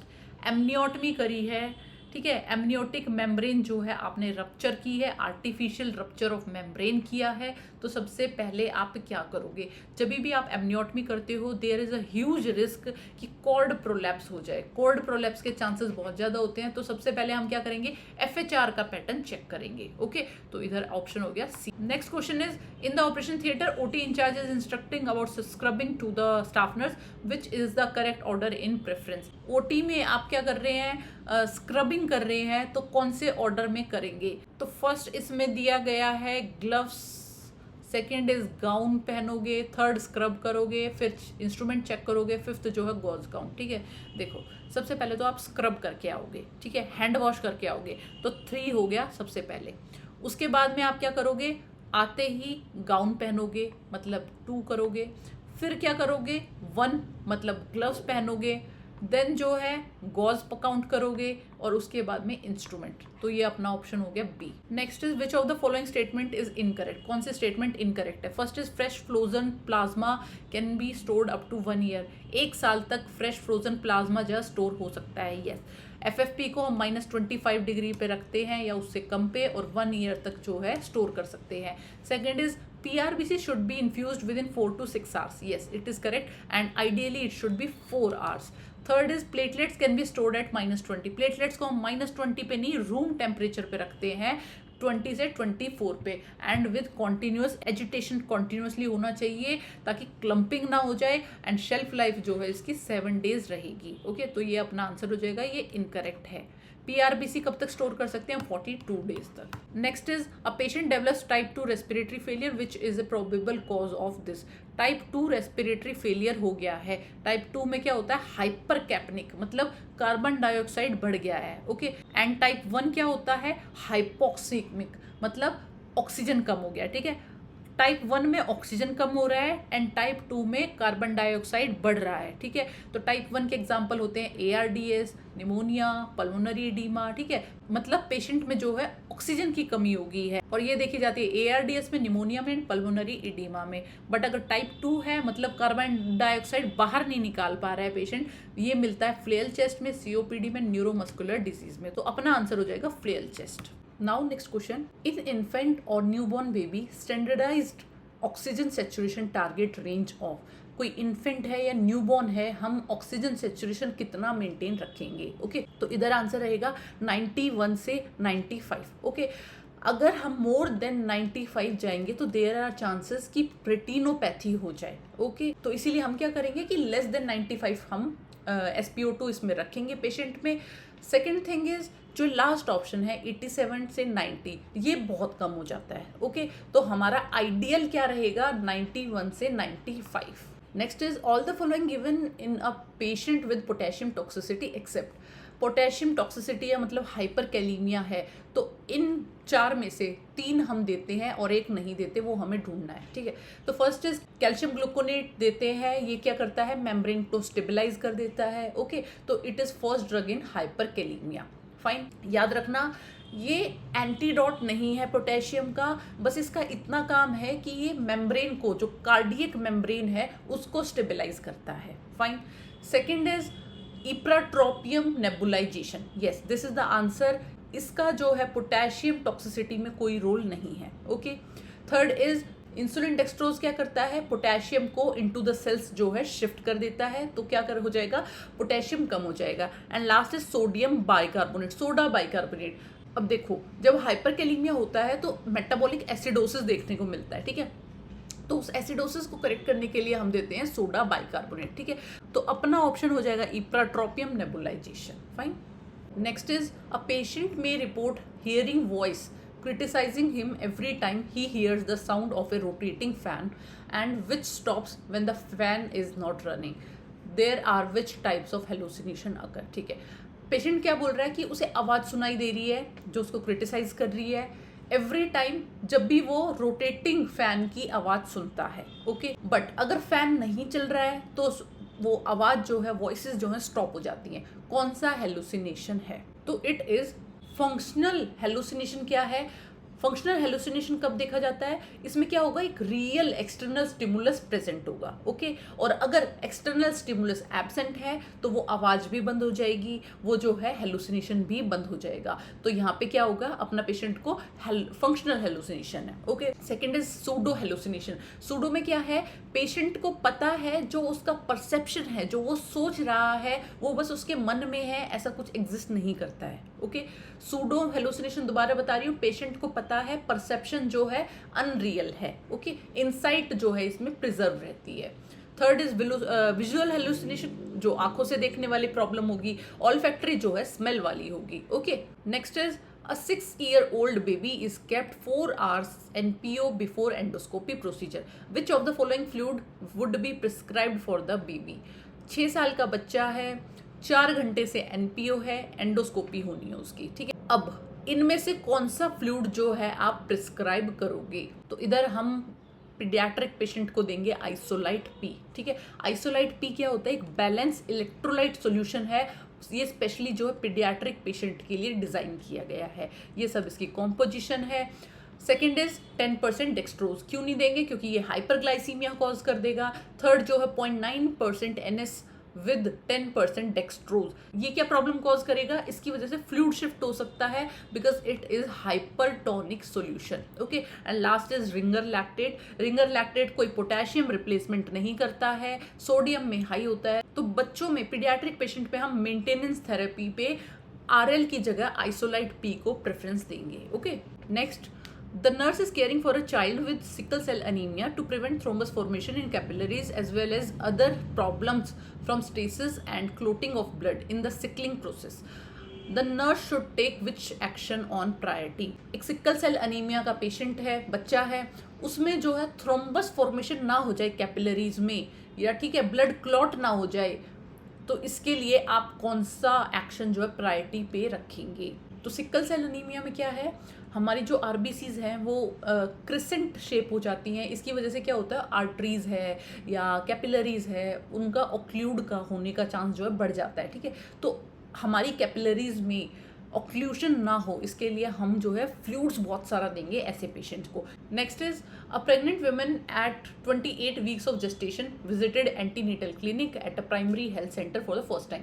Her haemoglobin level is 9। The therapeutic management will include 28 weeks pregnant woman है, first time antenatal clinic आई है, 9 जो है उसका haemoglobin मिला है, आप क्या थेरेप्यूटिक मैनेजमेंट करोगे? ठीक है, देखो इधर वर्ड यूज हुआ है थेरेप्यूटिक, ये हमें ध्यान रखना है। ठीक है, अगर ये पूछता प्रोफाइलेक्टिक जो हम नॉर्मली देते हैं, नॉर्मली तो हम हर पेशेंट को, प्रेग्नेंट पेशेंट को क्या देते हैं, 1 IFA iron and folic acid tablet, जिसमें होती है 60 mg of iron and 500 microgram of folic acid. Okay, ये कब स्टार्ट करते हैं? सेकेंड ट्राइमेस्टर में फॉर 180 डेज। फाइन, बट अपना जो पेशेंट है उसका हीमोग्लोबिन जो है 9 है, इसका मतलब मॉडरेट अनीमिया है, और ऐसे केसेस में हम थेरेप्यूटिक डोज स्टार्ट करेंगे जो होती है 2 IFA टैबलेट्स। ओके, तो अपना ऑप्शन हो जाएगा C. Next is which solution cause the shifting of fluid from the cell to the intravascular compartment? कौन से सोल्यूशन से फ्लूइड शिफ्ट होगा, सेल से इंट्रावेस्कुलर में आ जाएगा, मतलब सेल से जो है वेसल्स के अंदर आ जाएगा।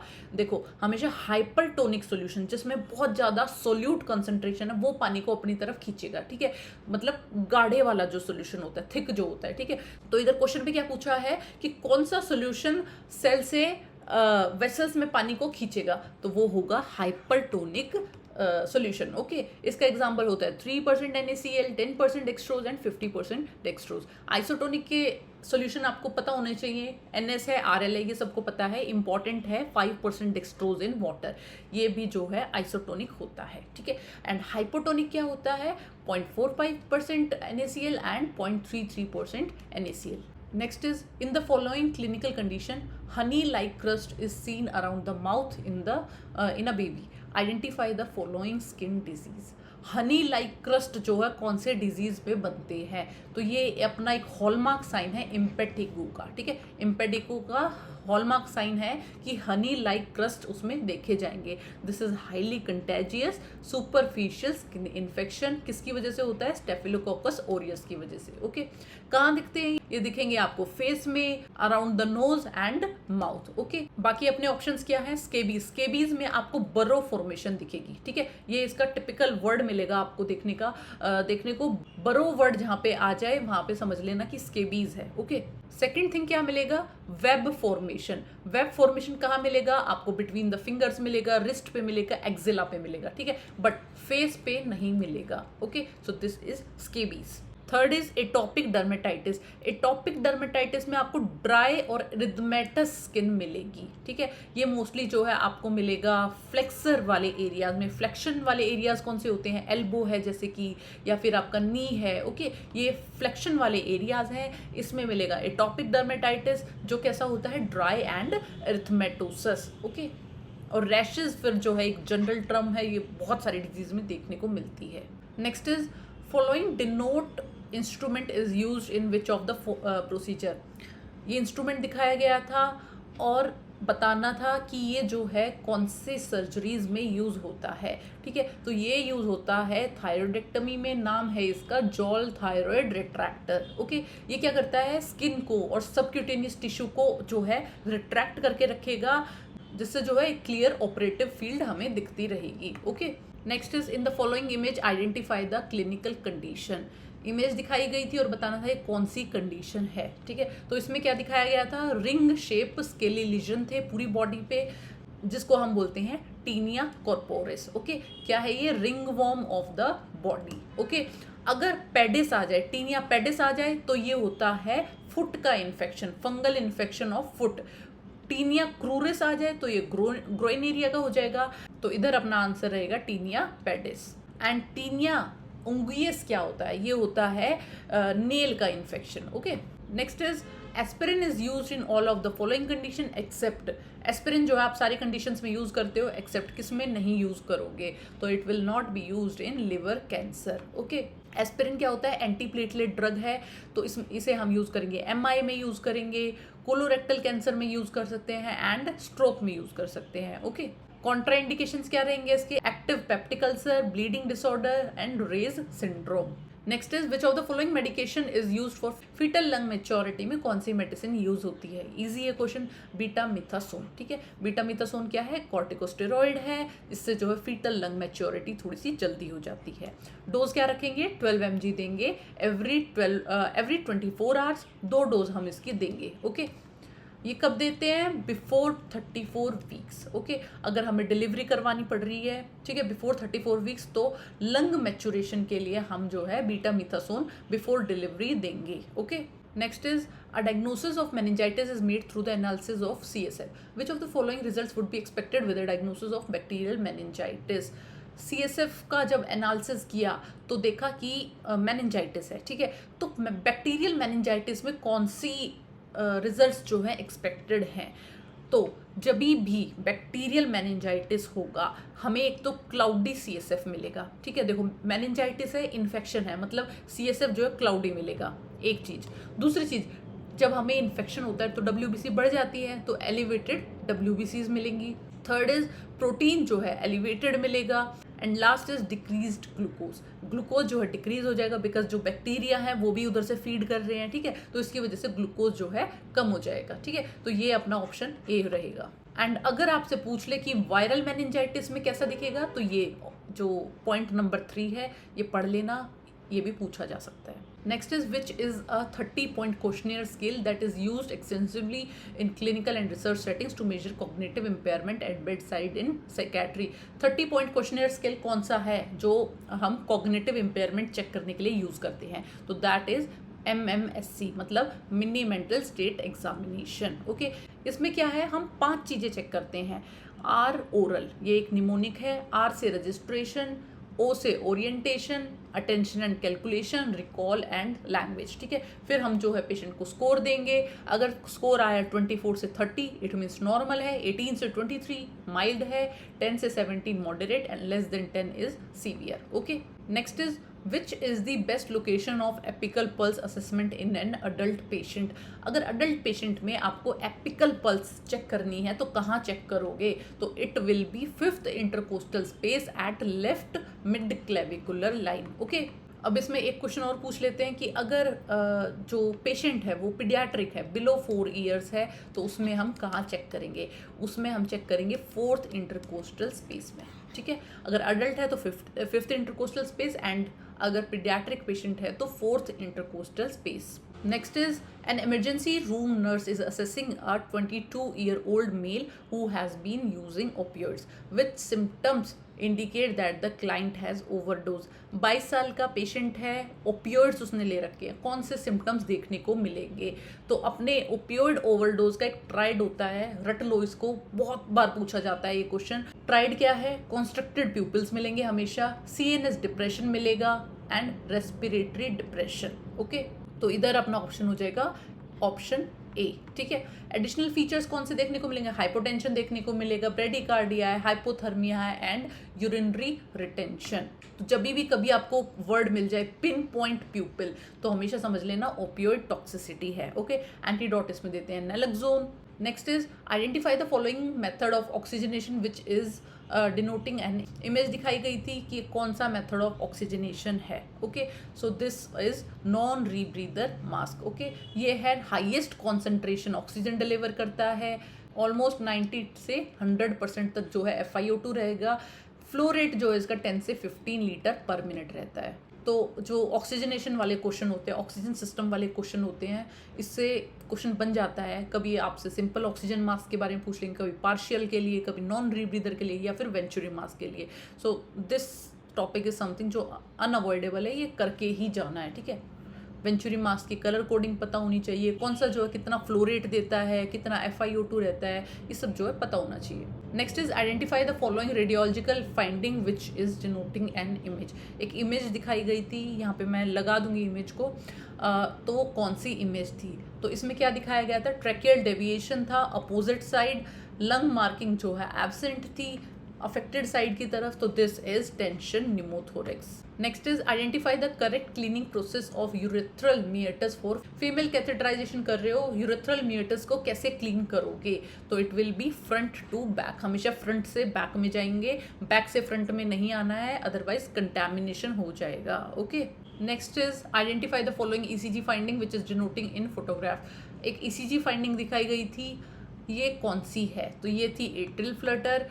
इसमें क्या है? आपको सॉ टूथ पैटर्न दिखेगा, फ्लटर वेव्स दिखेंगी एंड हार्ट बीट रहेगा 250 से 350 तक. Okay, next is according to Elizabeth Kubler Ross model of for a grief, a patient experiencing with unsurprising symptoms such as sadness and loss of something which is commonly seen during which stage of Kubler model.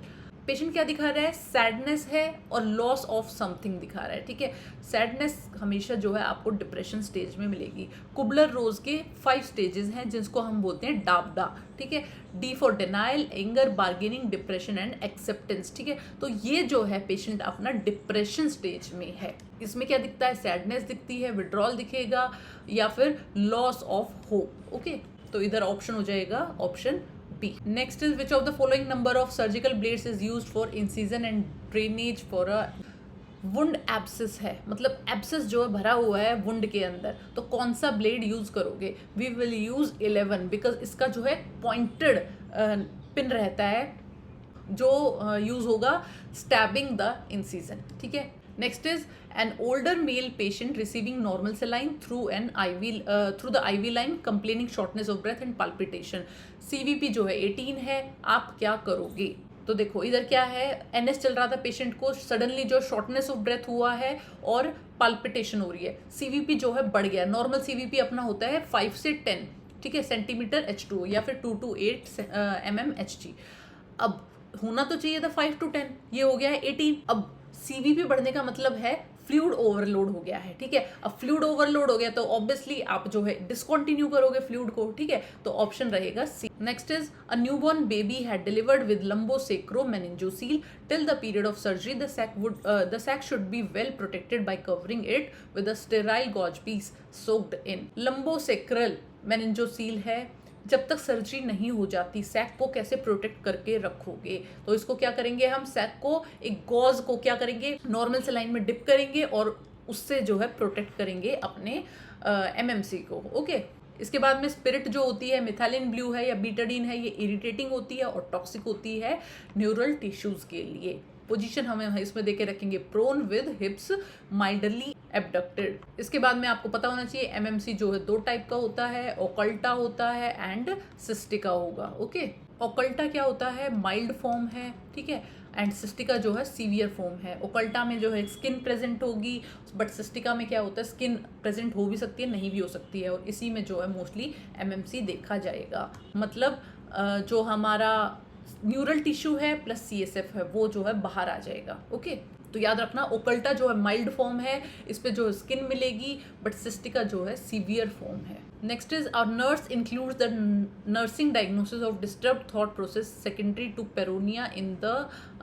Care plan for a newly admitted client diagnosed with schizophrenia. Which approach is most important for this client? Disturbed thought process है, paranoid है patient, तो ऐसे patients में क्या होता है, paranoid वाले में इनको लगता है कि बाकी लोग जो हैं उसे मारना चाहते हैं, कॉन्स्पिरेसी कर रहे हैं उसके खिलाफ, ठीक है। तो ऐसे पेशेंट्स के सामने हम कभी भी लाफ नहीं करेंगे या विस्पर नहीं करेंगे, क्योंकि ऑलरेडी जो है पेशेंट को पैरानॉइड स्किज़ोफ्रीनिया है, इसमें डिल्यूजन्स देखे जाते हैं, परसिक्यूशन है, जैसे सस्पिशियसनेस है, ऑडिटरी हेलुसिनेशन है, ये सब देखा जाएगा। तो इन लोगों के सामने, तो ऐसे पेशेंट के सामने हम क्या करेंगे, काम रहेंगे, न्यूट्रल रहेंगे, ट्रांसपेरेंट कम्युनिकेशन रखेंगे, ठीक है, ताकि इनको सस्पिशियस ना रहेंगे किसी भी चीज़ को लेकर कि ये लोग जो है मुझे मारना चाहते हैं या फिर मेरे खिलाफ कोई कॉन्स्पिरेसी कर रहे हैं। ओके, तो अपना ऑप्शन ए रहेगा इसमें। Next question is which of the following is true about disinfection in a surgical unit using glutaraldehyde के लिए कौन सा स्टेटमेंट जो है ट्रू है, ठीक है। ग्लूट्रेल्डिहाइड को क्या बोलते हैं हम, साइडेक्स, ठीक है। ये जो है आपको ओटीज में मिलता है, माइनर ओटी में मिल जाएगा या फिर कुछ वार्ड्स में भी रखा हुआ मिल जाएगा, ठीक है। तो इसमें जो है कौन सी स्टेटमेंट ट्रू है। First is once prepared can be used for a maximum duration of 7 days। एक बार आपने प्रिपेयर कर दिया तो ये जो है 7 days तक चलेगा। नो, ये जो है 14 days तक चलता है, ठीक है। It depends company to company, कुछ साइडेक्स ज़्यादा भी चलते हैं बट एवरेज साइडेक्स जो है 14 days तक चलता है। ओके, सेकेंड जो है 1% ग्लूट्रेल्डिहाइड इज यूज्ड कॉमनली। नो, हम यूज करते हैं 2% कॉन्सेंट्रेशन वाला। Third is dilute with water in 1:5 ratio before every use. तो ये भी रॉन्ग है। साइडेक्स को किसी चीज़ में डाइल्यूट करने की जरूरत नहीं होती, वो ऑलरेडी जो है प्री मेड आता है, ठीक है। एक बड़ी सी बॉटल रहेगी 5 लीटर की या 10 लीटर की भी हो सकती है, उसको आप अपने ट्रे में डाल लो और जो है फिर आप अपना जो इंस्ट्रूमेंट है उसको डिसइंफेक्ट कर सकते हो, ठीक है। तो इसमें जो है पानी वानी मिलाने की कोई ज़रूरत नहीं है। And last is minimum contact period for disinfection is 20 minutes. Yes, this is true. Minimum contact period जो है 20 मिनट्स का होना चाहिए, तभी जो है सामान को हम डिसइंफेक्ट मानेंगे। ओके, सेकेंड थिंग इज, दो चीज़ हैं इधर अलग अलग। अगर आपको स्टेरिलाइजेशन करना है किसी इंस्ट्रूमेंट का तो आपको 10 आवर्स के लिए डिप रखना पड़ेगा, बट अगर आपको सिर्फ डिसइंफेक्शन करना है तो वो जो है 20 मिनट्स में अचीव हो जाएगा। ये जो है हाई लेवल ऑफ डिसइंफेक्शन माना जाता है। इन किस चीज़ के लिए यूज़ करते हैं, एंडोस्कोप्स के लिए, जो हीट सेंसिटिव है, जिनको हम ऑटोक्लेव नहीं करा सकते हैं, उनके लिए हम साइडेक्स यूज़ करेंगे। Okay, next is a patient presented with swelling in front of the neck and in midline which moves on deglutition. Which among the following will be the less likely diagnosis? अब इसमें क्या है, patient को swelling है front of the neck पे, नेक की front में, और जब पेशेंट डिग्लूटेशन कर रहा है, मतलब स्वेलोइंग कर रहा है, तो वो मूव भी कर रही है, ठीक है। तो सबसे कम चांस कौन से डायग्नोसिस के हैं कि ये जो है मिलेगा। ओके, तो इधर जो है अपना आंसर रहेगा लाइपोमा। लाइपोमा जो है लीस्ट लाइकली है, क्योंकि लाइपोमा मूव नहीं करता है वाइल डिग्लूटेशन। ओके, तो ये अपना आंसर हो जाएगा ऑप्शन डी। अपना ऑप्शन ए जो है थायरोग्लोसल सिस्ट, ये क्या होती है, मूव करती है डिग्लूटेशन के टाइम पे, एंड टंग प्रोट्रूजन देखने को मिलेगा। कंजेनाइटल मिडलाइन स्वेलिंग इसमें देखने को मिलेगी। अगला ऑप्शन है सॉलिटरी थायराइड नोड्यूल, ये भी मूव करता है, ट्रैकिया से अटैच रहता है। एंड लास्ट इज सब हायोड बर्साइटिस, ये जो है मिडलाइन स्वेलिंग होती है, ये भी मूव करेगी with swallowing. Next is you witness A 5-year-old child who is admitted with you having a seizure, which is an immediate nursing care with most appropriate. 5 साल का बच्चा है, सीजर्स आ रहे हैं, आप क्या करोगी, ठीक है। तो हम क्या करेंगे, इमीडिएटली हमें सबसे पहला काम क्या करना है, हम पेशेंट को देंगे लाइंग पोजीशन, लिटा देंगे फ्लैट सरफेस पे। ओके, सेकंड जो है हेड को टर्न कर देंगे साइड में, साइड की तरफ जो है टर्न कर देंगे ताकि एस्पिरेशन ना हो। तीसरी चीज़ क्या करेंगे, जो उसकी क्लोथिंग है वो जो है हम लूजन कर देंगे, थोड़ा सा ओपन अप कर देंगे, एंड क्या करेंगे, सक्शन करेंगे और सुपरवाइज करेंगे कि अगर सप्लीमेंटल ऑक्सीजन चाहिए है या नहीं चाहिए है। ओके, तो इसके अलावा हमें कुछ नहीं करना, कोई रिस्ट्रेन नहीं करना है बच्चे को, ठीक। जो भी हेजार्डस अगर इंस्ट्रूमेंट आसपास है या ऑब्जेक्ट आसपास है उसको दूर कर देंगे। मिडाजोलैम हम दे सकते हैं, ठीक है, बट पोजिशनिंग और एयरवे को हम पहले जो है प्रायोरिटी देंगे। ओके, अगर सीजर मोर देन 5 मिनट्स के लिए रहता है तो इसको स्टेटस एपिलेप्टिकस बोलते हैं, जिसमें फर्स्ट लाइन ट्रीटमेंट रहेगा बेंजोडाइजेपिन। ओके, तो इधर अपना ऑप्शन हो जाएगा C. Okay, next is which of the following medication have robust evidence for having anti suicidal properties. कौन सी मेडिकेशन यूज की जाती है एंटी सुसाइडल प्रॉपर्टीज के लिए? तो इधर अपना आंसर रहेगा लिथियम एंड क्लोजापिन। लिथियम क्या है, यूज होगी बाइपोलर डिसऑर्डर में और डिप्रेशन में। क्लोजापिन यूज होती है एंटीसाइकोटिक, एज अ एंटीसाइकोटिक। कौन सा एंटीसाइकोटिक है? एटिपिकल। ओके, क्लोजापिन के साथ में हमें ब्लड टेस्ट मॉनिटरिंग करवानी होती है, ये भी इंपॉर्टेंट क्वेश्चन है, पूछ लिया जाता है। ओके, तो इधर ऑप्शन डी रहेगा। Next is as per the gazetted guidelines for assessment of persons with disability which tool is used to assess mental disability for purpose of certification. अगर कोई पर्सन है विद डिसेबिलिटी, कौन सा tool use होता है mental disability check करने के लिए? ठीक है, तो इस स्केल का नाम है Indian disability evaluation and assessment scale. Okay, next is which of the following is not a sign of dehydration in an infant? कौन सा साइन नहीं है डिहाइड्रेशन का? तो देखो, drying of tears severe dehydration में देखने को मिलेगा, ड्राई माउथ देखने को मिलेगा, डिलेड स्किन पिंच देखने को मिलेगा, बट पेरिनियल एक्सकोरिएशन जो है डिहाइड्रेशन में नहीं देखने को मिलेगा। ओके, तो ये कोई साइन नहीं है डिहाइड्रेशन का। Option A is the right answer.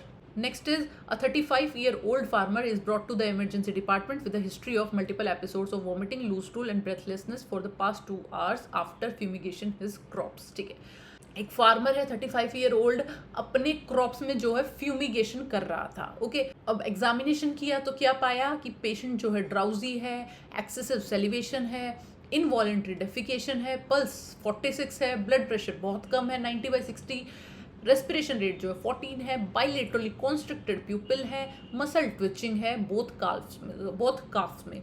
Auscultation किया तो बाइलेटरल क्रैकल्स भी है। कौन सी पॉइजनिंग हुई होगी? तो ये सीधा ऑर्गेनोफॉस्फोरस पॉइजनिंग के साइंस एंड सिम्टम्स है। ऑर्गेनोफॉस्फोरस में हमें स्लज देखने को मिलता है। स्लज क्या होता है? Salivation, lacrimation, urination, defecation, GI upset and MSS. ठीक है, बाइलेटरल जो है पिन पॉइंट प्यूपिल्स मिलेंगे इसमें, ब्रेडिकार्डिया मिलेगा, सेलिवेशन मिलेगा एंड मसल ट्विचिंग। ये जो है क्लासिकल ओपी पॉइजनिंग के सिम्टम्स हैं। ओके, तो इधर अपना आंसर हो जाएगा डी, ऑर्गेनोफॉस्फोरस पॉइजनिंग। अगर अपना ऑप्शन होता ए, ओपियोइड में क्या देखने को मिलता है? पिन पॉइंट प्यूपिल, अभी डिस्कस किया था। ठीक है, उसके बाद में रेस्पिरेटरी डिप्रेशन देखने को मिलता है। सेकंड इज एल्यूमिनियम फॉस्फाइड, इसको क्या बोलते हैं? सेल्फोज बोलते हैं। इसमें जो है मोस्टली सीवी कोलैप्स आपको देखने को मिलेगा, cardiovascular collapse. Third is arsenic में क्या मिलेगा? जीआई सिम्टम्स देखने को मिलते हैं, राइस वाटर स्टूल आपको देखने को मिलेगा। Next is a patient presenting the sign and symptoms of persecution, suspiciousness, lack of insight may be having. Symptoms क्या शो हो रहे हैं? परसिक्यूशन के, कि लोग जो है मुझे मारना चाहते हैं। सस्पिशियसनेस है, लैक ऑफ इंसाइट है, अभी बताया था पैरानॉइड स्किज़ोफ्रेनिया में ये सब देखने को मिलेगा। ओके, इसके बाद में हिबिफ्रेनिक स्किज़ोफ्रेनिया भी बहुत बार पूछ लिया जाता है। ठीक है, इसमें आपको देखने को मिलता है डिसऑर्गेनाइज स्पीच, फ्लैट या inappropriate affect and social withdrawal. Next is a client with chronic untreated schizophrenia is receiving an antipsychotic medication haloperidol. The client is not sitting still and moving inside and outside the ward, for which potentially extrapyramidal side effect, मतलब EPS side effect, should a nurse monitor the client. Schizophrenia का patient है, haloperidol चल रही थी, patient जो है एक जगह बैठ नहीं रहा है, इनसाइड एंड आउटसाइड मूव करे जा रहा है, तो कौन सा साइड इफेक्ट देखने को मिल रहा है? तो दिस इज एकथीशिया। तो देखो इसमें क्या है, जब हम टिपिकल एंटीसाइकोटिक्स देते हैं, ठीक है, तो बहुत ज़्यादा चांसेस है ईपीएस देखने को मिले, एक्स्ट्रा पिरामिडल सिम्टम्स। इसमें क्या होता है? एक्थीशिया होता है, ऑक्यूलोगायरिक क्राइसिस होता है, डिस्टोनिया होता है, ठीक है, टार्डिव डिस्काइनेशिया होता है, ये सब देखने को मिलता है। बट अब इसमें क्वेश्चन में क्या पूछा गया है कि पेशेंट जो है एक जगह बैठ नहीं रहा है, तो it means this is akathisia. Next is Kalu, a 24-year-old occasional alcoholic shows a changes in behavior. 24 साल का पेशेंट है, बिहेवियर में चेंज है, he suspects that people are conspiring in behaviours. ठीक है, पेशेंट जो उसके लोग जो है उसके खिलाफ कॉन्स्पिरेसी कर रहे हैं, और क्या सस्पेक्ट कर रहा है कि people are aspiring against him, though his father states that there is no reason for his fears. ठीक है, कि उसको लग रहा है कि पेशेंट जो है उसके पीछे हैं, उसको मारना चाहते हैं, बट फादर बोल रहे हैं इसके डर का कोई रीजन नहीं है। तो he also gets hallucination of voice commenting on his action. कौन से डायग्नोसिस में प्रोबेबल डायग्नोसिस ICD-10 के अकॉर्डिंग इसमें डालेंगे? तो दिस इज F20 से F29। देखो F20 से F29 में कौन सा आता है डिजीज अपना, एक तो स्किज़ोफ्रेनिया आएगा, स्किज़ोटाइपल आएगा एंड डिल्यूजनल डिसऑर्डर्स। ठीक है, जितने भी हमारे पैरानॉइड वाले डिसऑर्डर हैं या ऑडिटरी हेलुसिनेशन वाले हैं वो आएंगे F20 से F में। ओके, पढ़ लेना ये भी, इधर से ये क्वेश्चन रिपीट हो सकता है। ठीक है, थोड़े कम चांसेस हैं बट हाँ हो सकता है। ओके, F30 से 39 क्या है, मूड डिसऑर्डर्स के लिए यूज होता है। 40 से 49 एंग्जाइटी डिसऑर्डर्स के लिए एंड 50 से 59 जो है ईटिंग एंड स्लीप डिसऑर्डर्स के लिए। Okay, next is a nurse is caring for a client diagnosed with severe diarrhoea and dehydration who is receiving 500 ml of 10% dextrose IV। How many calories will the patient receive from this IV fluid. ठीक है, patient जो है severe diarrhoea हो रहा है and dehydration है, तो उसके लिए क्या चला दिया, उसको 10% डेक्सट्रोज चला दिया। कितनी कैलोरीज मिलेंगी 500 ml से, 500 ml है 10% डेक्सट्रोज का, कितनी कैलोरीज मिलेंगी। ठीक है, इसमें क्या है 10% डेक्सट्रोज मतलब 10 ग्राम ग्लूकोज है 100 ml में। ओके, तो अगर 10 ग्राम ग्लूकोज 100 ml में है तो 500 ml में हो गया 50 ग्राम डेक्सट्रोज। ठीक है, अब 1 ग्राम कार्बोहाइड्रेट जो है 4 किलो कैलोरीज हमें प्रोवाइड करता है, तो 50 ग्राम डेक्सट्रोज मतलब 50 ग्राम कार्बोहाइड्रेट कितना प्रोवाइड करेगा, 200 किलो कैलोरीज। ये अपना आंसर हो जाएगा। Next is a nurse is caring an older patient with congestive heart failure. The nurse can anticipate which medication will prescribe by the health care provider. एक nurse है, older patient का take care कर रही है, congestive heart failure का patient है, तो nurse जो कौन सी मेडिसिन एंटिसिपेट करेगी कि इस पेशेंट में कौन सी मेडिसिन देनी चाहिए। ठीक है, कंजेस्टिव हार्ट फेलियर का पेशेंट है मतलब कार्डियक कॉन्ट्रैक्टिलिटी में प्रॉब्लम है, तो हम ऐसी मेडिसिन देंगे जो कार्डियक कॉन्ट्रैक्टिलिटी को बढ़ा दे, मतलब पॉजिटिव आइनोट्रॉप देंगे। आंसर हो जाएगा डिजॉक्सिन। ठीक है, इससे क्या पूछा जा सकता है, हाइपोकैलेमिया वाला क्वेश्चन पूछा जा सकता है कि कौन सा इलेक्ट्रोलाइट इम्बैलेंस जो है डिजॉक्सिन टॉक्सिसिटी करता है, तो that will B hypokalemia. Normal dose कितनी होती है, थेरेपेटिक डोज मतलब 0.5 से 2 mg/ml। Next is a nurse is providing dietary instructions to a patient at risk of coronary artery disease, which oil should the patient avoid. एक patient है जिसको coronary artery disease हो सकती है। ठीक है, ये कब होती है, अगर कोलेस्ट्रॉल जम जाए हमारी आर्टरीज में। ठीक है, तो ऐसे पेशेंट में हम कौन सा ऑयल नहीं देंगे, ऐसे पेशेंट में हम वो वाले ऑयल्स नहीं देंगे जिसमें सैचुरेटेड फैट्स हैं। ठीक है, मतलब जो LDL को बढ़ा देगी, लो डेंसिटी लाइपोप्रोटीन्स को बढ़ा देगी। ठीक है, तो हम इसमें कोकोनट ऑयल नहीं देंगे।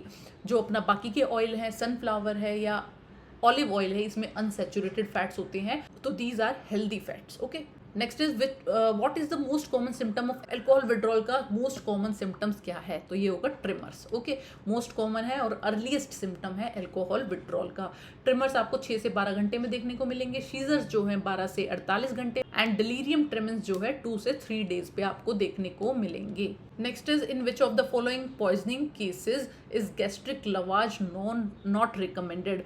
कौन से पॉइजनिंग केसेस में हम गैस्ट्रिक लवाज नहीं देंगे, तो जितने भी हमारे कोरोसिव पॉइजनिंग है, मतलब कोई एसिड पॉइजनिंग है, एल्कली पॉइजनिंग है, ऐसे में हम गैस्ट्रिक लवाज नहीं देंगे, अदरवाइज परफोरेशन हो सकता है एंड ईसोफेजियल डैमेज हो सकता है। ओके, तो ऑप्शन बी राइट आंसर रहेगा। Next is what is the best diagnostic measure for enteric fever in the second week of disease onset. Second week है डिजीज का, मतलब टाइफॉइड है पेशेंट को, तो कौन सा डायग्नोसिस मेजर आप यूज़ करोगे। ऑलरेडी मैंने पहले भी बताया था, इसमें हम टेक्निक यूज़ करते हैं बासु। ठीक है, बासु मतलब फर्स्ट वीक में जो है हम ब्लड टेस्ट करवाएंगे, सेकेंड वीक में जो है हम एंटीबॉडी मतलब विडाल टेस्ट कराएंगे, थर्ड में जो है स्टूल टेस्ट एंड फोर्थ में जो है यूरिन टेस्ट कराएंगे। ठीक है, तो अपना पेशेंट जो सेकेंड वीक में है तो हम इधर कराएंगे Widal test. Next is which of the following treatment is true about KMC, kangaroo mother care के लिए कौन सा statement is true.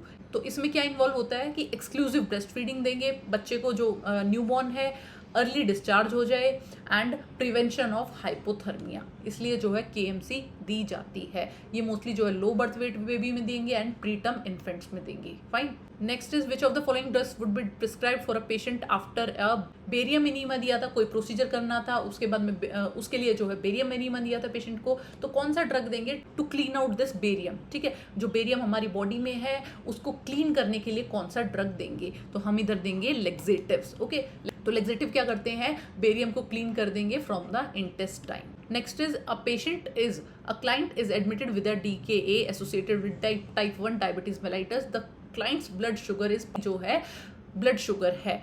The respiratory assessment findings reveals respiration जो 32 का है, डीप रेगुलर रेस्पिरेटरी एफर्ट है, which insulin will prescribe by the health care provider. ठीक है, DKA का पेशेंट है, ब्लड शुगर जो है 520 है, एक्सपेक्टेड है DKA में जो है ज़्यादा ब्लड शुगर मिलती है, और रेस्पिरेशन जो है 32 है, डीप रेगुलर रेस्पिरेटरी एफर्ट मतलब कुछ स्मॉल ब्रीदिंग जो है यहाँ पे हो रही है। ऐसे में आप कौन सा इंसुलिन दोगे?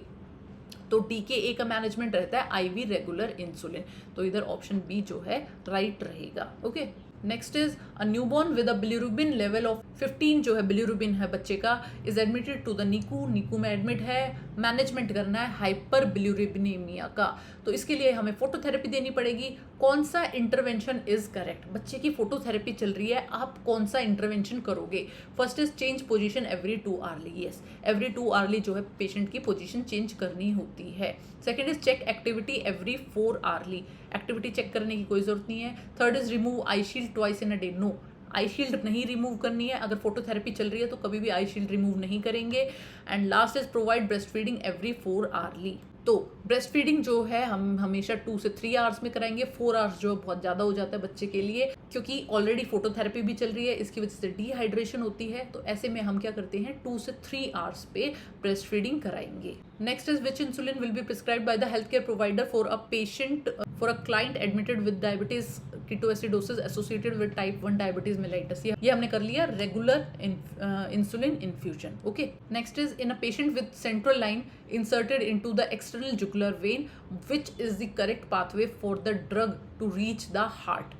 सेंट्रल लाइन पेशेंट को डली हुई है जुगुलर वेन में, एक्सटर्नल जुगुलर वेन में, तो कौन सा पाथवे है हार्ट तक दवाई जो है कैसे पहुंचेगी, मेडिसिन कैसे पहुंचेगी? ठीक है, तो ये कैसे पहुंचेगी? EJV जो है एक्सटर्नल जुगुलर वेन जो है ड्रेन होती है सब क्लेवियन वेन में, एंड ये सब क्लेवियन वेन क्या करती है, ब्रेकियोसेफेलिक वेन में जो है मर्ज हो जाएगी, ज्वाइन हो जाएगी। इधर से ब्लड जाएगा सुपीरियर वेना कावा में और जाएगा फिर राइट एट्रियम में। तो ये जो है अपना पाथवे रहेगा। Option A is correct answer. Next is what is the appropriate breast feeding guidance for a mother in the postpartum period में कितना आर्ली जो है ब्रेस्ट फीड कराना है बच्चे को? तो it will be every 2 to 3 hours. ठीक है, तो मतलब पूरे दिन में 8 से 12 फीड जो है कराना होता है।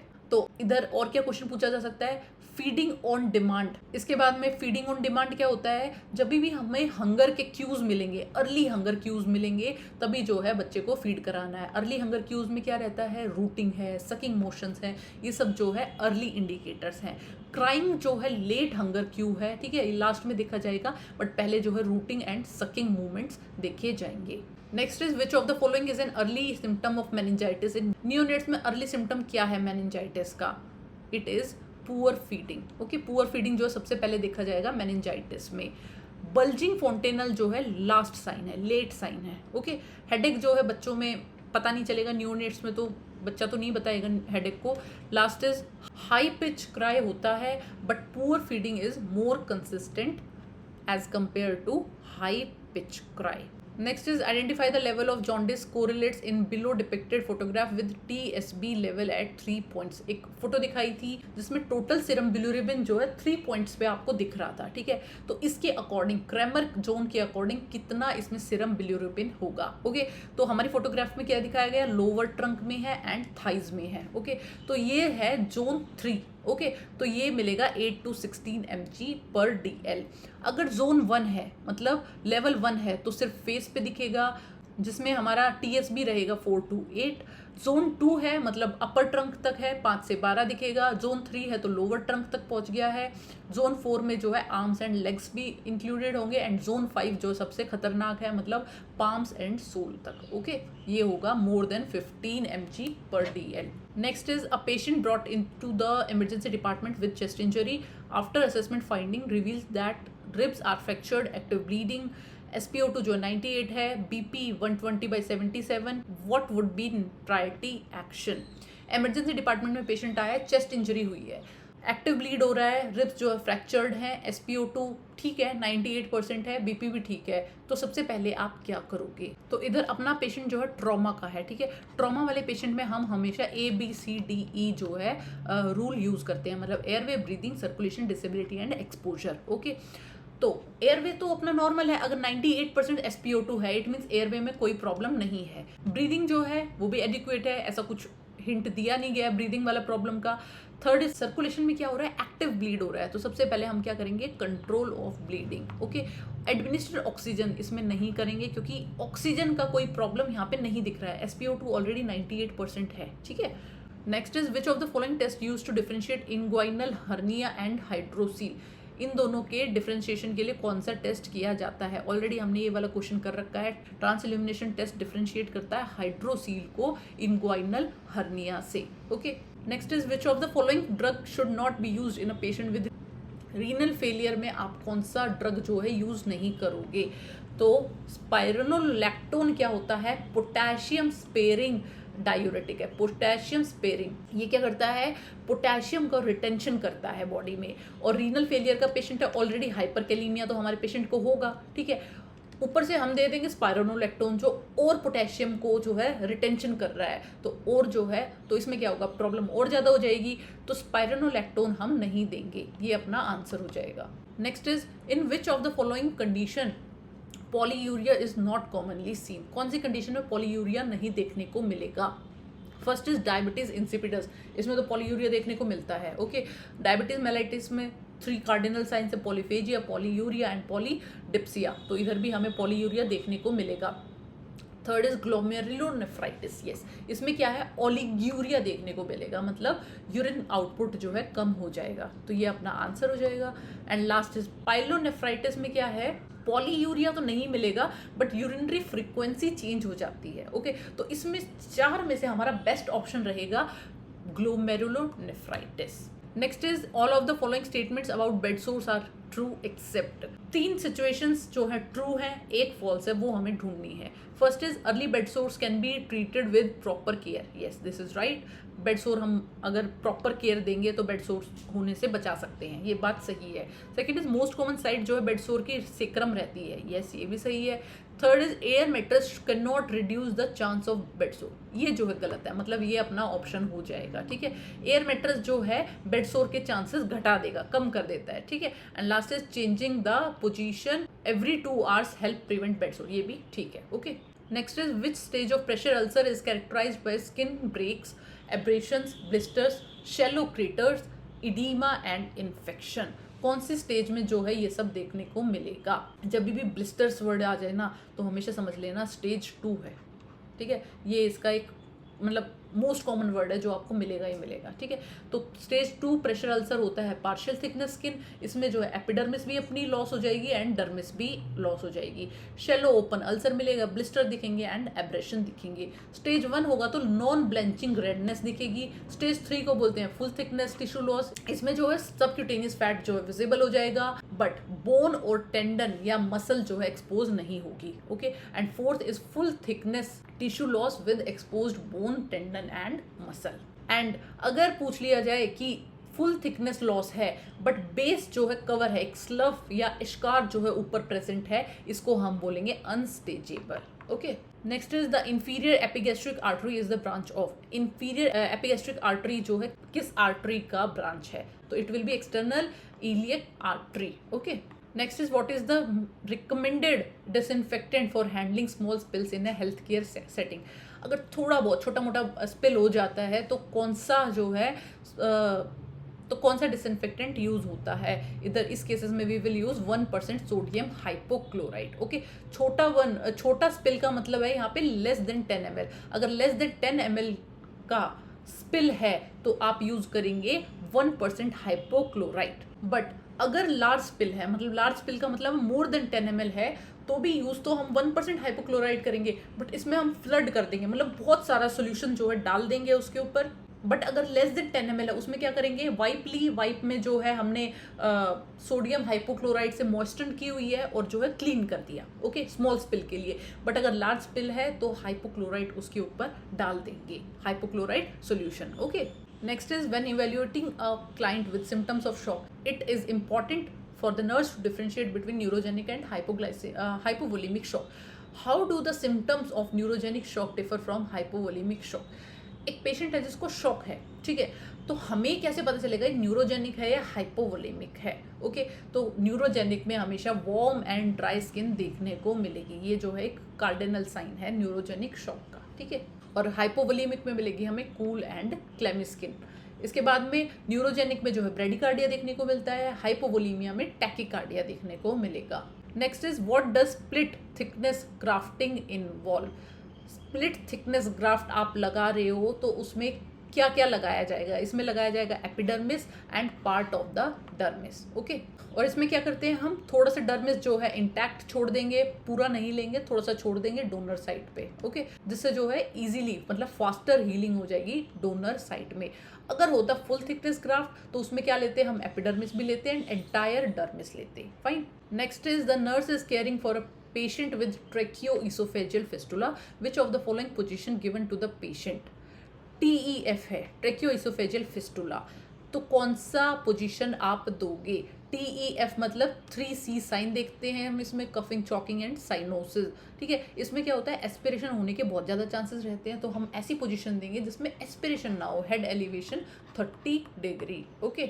Next is all of the following symptoms would be seen in a client with respiratory distress syndrome except. Respiratory distress syndrome है, सारे साइंस दिखेंगे एक्सेप्ट कौन सा नहीं दिखेगा? नेजल फ्लेयरिंग दिखेगा, टेकिपनिया दिखेगा, ग्रंटिंग साउंड दिखेगी, ब्रेडिपनिया नहीं देखने को मिलता है, ठीक है, तो ये अपना आंसर हो जाएगा।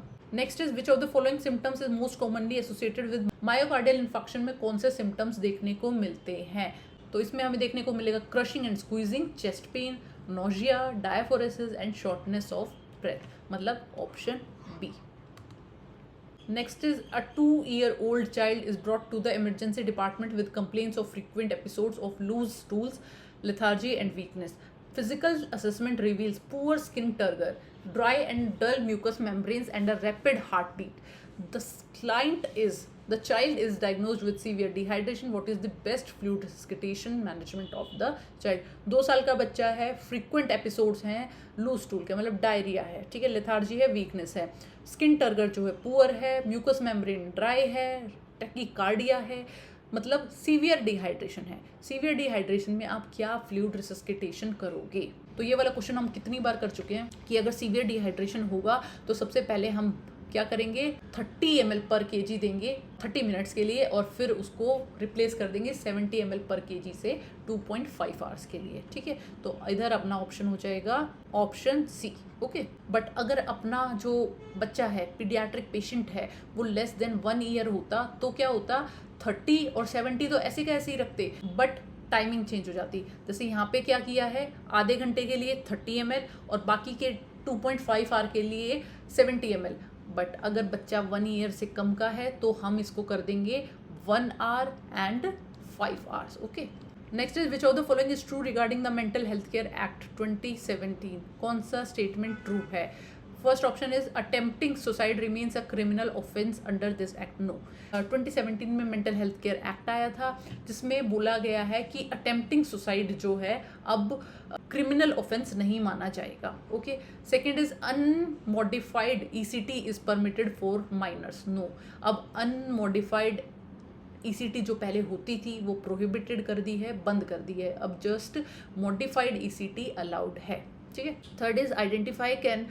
Third is individual can specify treatment preferences in advance under the advance directive provision, yes. Patient जो है पहले से ही ना डिसाइड करके रख सकता है कि ऐसी कंडीशंस में क्या होना चाहिए, क्या मेरे साथ रिसस्किटेशन करना है या नहीं करना है, या फिर क्या ट्रीटमेंट प्रेफरेंसेस रहेगी इन फ्यूचर, ये जो है पेशेंट डिसाइड कर सकता है under advance directive. Next is true statement about surgical sutures के बारे में ट्रू स्टेटमेंट है 3, एक जो है गलत है, फॉल्स है।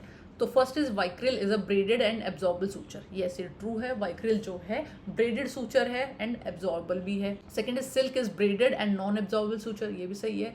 Third is Monocryl is an absorbable suture, ये भी सही है, मोनोक्रिल भी एब्जॉर्बल सूचर है वाइक्रिल की तरह ही। And last is nylon is a polypropylene and absorbable suture, no. Nylon जो है पॉलीअमाइड का बना होता है और ये जो है नॉन एब्जॉर्बल होगा। Okay, next is location for chest compression during neonatal resuscitation is.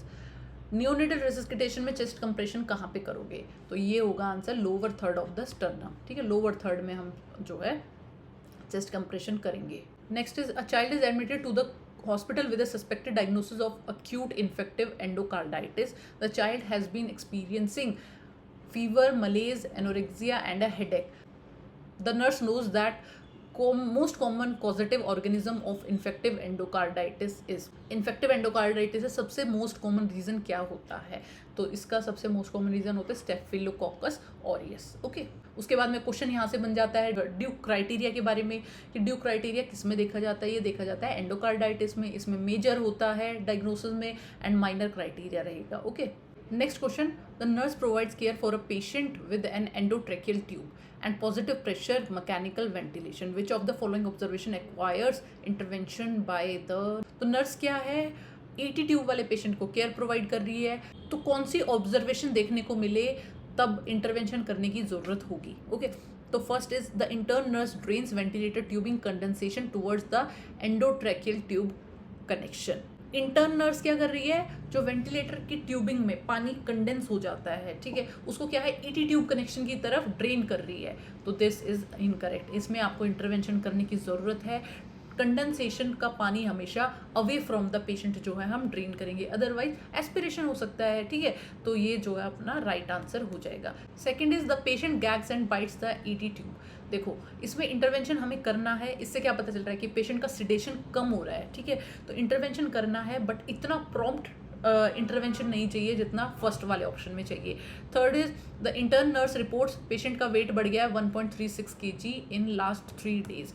तो इसमें भी क्या है, पता चल रहा है हमें फ्लूइड रिटेंशन जो है हो रहा है पेशेंट में, इसमें भी इंटरवेंशन करने की जरूरत है but not as important as in first option. ठीक है, and last is ET tube cuff pressure जो 22 है, ये जो नॉर्मल है, अपना ईटी ट्यूब का कफ प्रेशर होना चाहिए 20 से 30 centimetre H2O। Next is in a randomised trial comparing the efficacy of 2 anti-diabetic drugs, no significant difference was found between the two drugs. However, in reality there was a significant difference in the two drugs. This is an example of एक randomise trial किया गया 2 anti diabetic drugs के बीच में। ठीक है, तो क्या देखा गया, उन दोनों ड्रग्स में ज़्यादा डिफरेंस नहीं है एफिकेसी में, बट रियलिटी में क्या है, बहुत ज़्यादा डिफरेंस है। तो ये कौन सा एग्जाम्पल है। ठीक है, 2 तरह के एरर होते हैं, type 1 error and type 2 error. Okay, type 1 error होता है फॉल्स पॉजिटिव, ठीक है, एंड टाइप 2 एरर होता है फॉल्स नेगेटिव वाला। ठीक है, याद रख लेना, ये बहुत इंपॉर्टेंट क्वेश्चन है। क्वेश्चन यहाँ से पूछ लिया जाता है कि टाइप 1 में फॉल्स पॉजिटिव मिलेगा या नेगेटिव मिलेगा, टाइप 2 में कौन सा मिलेगा। ठीक है, प्लस फिर इनको टाइप 1 को हम बोलते हैं अल्फा एरर एंड टाइप 2 को बोलते हैं बीटा एरर। ठीक है, तो इसमें क्या है, फॉल्स नेगेटिव देखा जा रहा है। रियल में तो जो है डिफरेंस प्रेजेंट है बट हमारी टेस्टिंग में प्रेजेंट नहीं है, तो this is false negative. Option हो जाएगा ए। ओके, नेक्स्ट क्वेश्चन, ये जो है रेड प्लैनेट पूछा गया था, तो इसका आंसर था Mars. Okay, next is for the management of nocturnal angina NTG tablet given at. तो अपने पेशेंट को क्या है, नॉक्टर्नल एंजाइना है। ठीक है, नॉक्टर्नल एंजाइना क्या होता है, जो नाइट के टाइम पे होगा। ठीक है, ये कैसे होता है, जब पेशेंट फ्लैट लेट जाता है तो इसकी वजह से वीनस रिटर्न जो है बढ़ जाएगा और कार्डियक लोड भी बढ़ जाएगा, उस केसेस में नॉक्टर्नल एंजाइना देखने को मिलेगा। तो ऑब्वियसली इसके लिए क्या करेंगे, हम एनटीजी देंगे, नाइट्रोग्लिसरीन देंगे, बट वो किस टाइम देंगे, तो इट्स वेरी इजी कि ये जो है हम बेड टाइम देंगे। Okay, next is topical medicine atropine sulphate is used in all of the following condition except. Atropine जो है हम सारी कंडीशंस में देंगे एक्सेप्ट कौन सी में नहीं देंगे। देखो, एट्रोपिन क्या करता है, मिड्रेसिस करता है, प्यूपिल को डायलेट करता है। ओके, इसकी वजह से ड्रेनेज एंगल जो है ब्लॉक हो जाता है और आईओपी बढ़ जाएगा, और ग्लूकोमा में ऑलरेडी आईओपी बढ़ा रहता है, तो ऐसे केसेस में हम एट्रोपिन नहीं देंगे जो आईओपी रेज करे। ओके, तो इधर अपना ऑप्शन हो जाएगा option B. Next is which statement is suitable for ranitidine except. कौन सी स्टेटमेंट जो है सुटेबल है एक्सेप्ट, मतलब 3 स्टेटमेंट जो है सही है, एक गलत है, हमें गलत ढूंढनी है। ठीक है, first is side effect of Rantac is diarrhoea. Yes, Rantac के साइड इफेक्ट होते हैं headache, dizziness, confusion and diarrhoea, ये तो सही है। Second is confusion develop with Rantac, yes होता है। Third is taken with antacid, तो ये अपना जो है रॉन्ग है, मतलब ये अपना आंसर हो जाएगा, ठीक है। रेंटेक जो है हमेशा 1 आवर बिफोर लेनी है या आफ्टर लेनी है एंटासिड्स की, कभी भी एंटासिड के साथ में हम रेंटेक नहीं लेंगे, ओके। इससे क्या होता है, एंटासिड क्या करते हैं, रैनिटिडिन का एब्जॉर्प्शन कम कर देते हैं। And last is smoking affect the action of Rantac, yes this is correct. Next is muscle tone of lower oesophageal sphincter is maintained by, muscle tone oesophageal sphincter का कैसे मेंटेन करेंगे। अब देखो, अगर हमें इसोफेजियल स्फिंक्टर का मसल टोन जो है करेक्ट करना है, मतलब उसमें जो है हमें कॉन्ट्रैक्शन लानी है, ठीक है, तो उसके लिए हम यूज करेंगे एसिटाइल कोलिन। अदरवाइज जो ये बाकी ड्रग्स दे रखे हैं, मतलब बाकी गैसेस दे रखी हैं, नाइट्रिक ऑक्साइड है, इंटेस्टाइनल पॉलीपेप्टाइड है, या फिर पैनक्रियाटिक एंजाइम्स है, ये क्या करते हैं, इसोफेजियल स्फिंक्टर का रिलैक्सेशन करवाते हैं, ओके। तो इधर अपना आंसर हो जाएगा option A. Next is Parkland formula for fluid resuscitation for fluid calculation in burn patient should be calculated by, Parkland formula बताना था, ये तो इजी है, 4 ml RL देंगे पर kg पर TBSA। Second is a nurse is going to drawing capillary blood by heel prick in a newborn for blood glucose estimation. The nurse cleans the site with alcohol and then pricks the needle. Which of the following statement is correct? Nurse को क्या करना है, heal prick करना है glucose estimation के लिए, तो उसने क्या किया, साइट को क्लीन कर दिया अल्कोहल से और फिर नीडल प्रिक कर दी। कौन सा स्टेटमेंट करेक्ट है? First is cleaning with alcohol is not necessary, ये जो है गलत है। क्यों? क्योंकि क्लीनिंग विद अल्कोहल जो है ज़रूरी होती है टू मेंटेन स्टेरिलिटी, ठीक है। Second is wipe off first blood because alcohol can give false elevated reading, yes this is correct, ठीक है। ये जो है इम्पॉर्टेंट चीज़ है, हमें पता होना चाहिए जब भी हम ब्लड ग्लूकोज करते हैं तो जो फर्स्ट ड्रॉप रहती है ब्लड की उसको वाइप ऑफ कर देते हैं, बिकॉज अल्कोहल की वजह से एलिवेटेड रीडिंग आ सकती है, तो इसलिए हम सेकेंड ड्रॉप लेंगे, okay. Next is a 34 weeks women admitted in labour room with complaint of abdominal pain, fluid is leaking, after assessment जो बीपी इतना मिला है, पल्स इतनी है, मेम्ब्रेन्स रप्चर हो चुकी हैं, आप क्या करोगे, ठीक है। पेशेंट आया है 34 वीक्स की प्रेग्नेंट है, फ्लूइड लीक हो चुका है, एब्डोमिनल पेन है और मेम्ब्रेन्स रप्चर है, ऐसे में सबसे पहले हम FHR मॉनिटर करते हैं, फीटल हार्ट रेट, ओके, कि कॉर्ड प्रोलैप्स तो नहीं है या फीटल डिस्ट्रेस तो नहीं है। Next is a rural population is 3500 having fever and symptoms like malaria which is only 30 cases is positive of malaria. What is the API of this rural population? Total 3000 की population है, 500 को fever है, symptoms है malaria जैसे। अब इनका test किया तो सिर्फ 30 लोग जो है पॉजिटिव आए हैं, तो इसका API कितना है, मतलब एनुअल पैरासाइट इंसिडेंस कितना है, ओके। तो इसको कैसे कैलकुलेट करते हैं, कंफर्म्ड केसेस पर ईयर, कितने कंफर्म केसेस हैं हमारे पास, 30 जो है कंफर्म केसेस हैं। बाय में पॉपुलेशन अंडर सर्वेलेंस, कितने लोगों का सर्वेलेंस हुआ है, 3000 का, इनटू में 1000, ओके। तो ये कट गया और ये अपना आ गया 10, ओके। अब 10 का मतलब क्या है, 0.01 पर पर्सन व्हेन एक्सप्रेस्ड पर पर्सन, ओके। जब पर पर्सन हम जो है इसको काउंट करेंगे तो it will B 0.01, okay. Next is a child presents with difficulties in social interaction and communication, stereotype behaviour है, सेल्फ इंजूरियस टेंडेंसीज है, डिले स्पीच है, कौन सा डायग्नोसिस इनमें से देखने को मिलेगा। तो ये सब जो है ऑटिज्म के सिम्टम्स हैं। ऑटिज्म में क्या होता है, बच्चा जो है सोशल कम्युनिकेशन में चैलेंजेस फेस करेगा, बच्चा जो है सोशली कम्युनिकेट नहीं कर पाएगा लोगों से, रेस्ट्रिक्टेड या रिपीटेटिव बिहेवियर रहेगा और सेल्फ इंजीरियस बिहेवियर रहेगा, ठीक है। तो आंसर हो गया autism. Next is which of the following is suggestive of MI pain, हम ऑलरेडी ये वाला क्वेश्चन कर चुके हैं, crushing squeezing pain that radiates through the left arm और जॉ।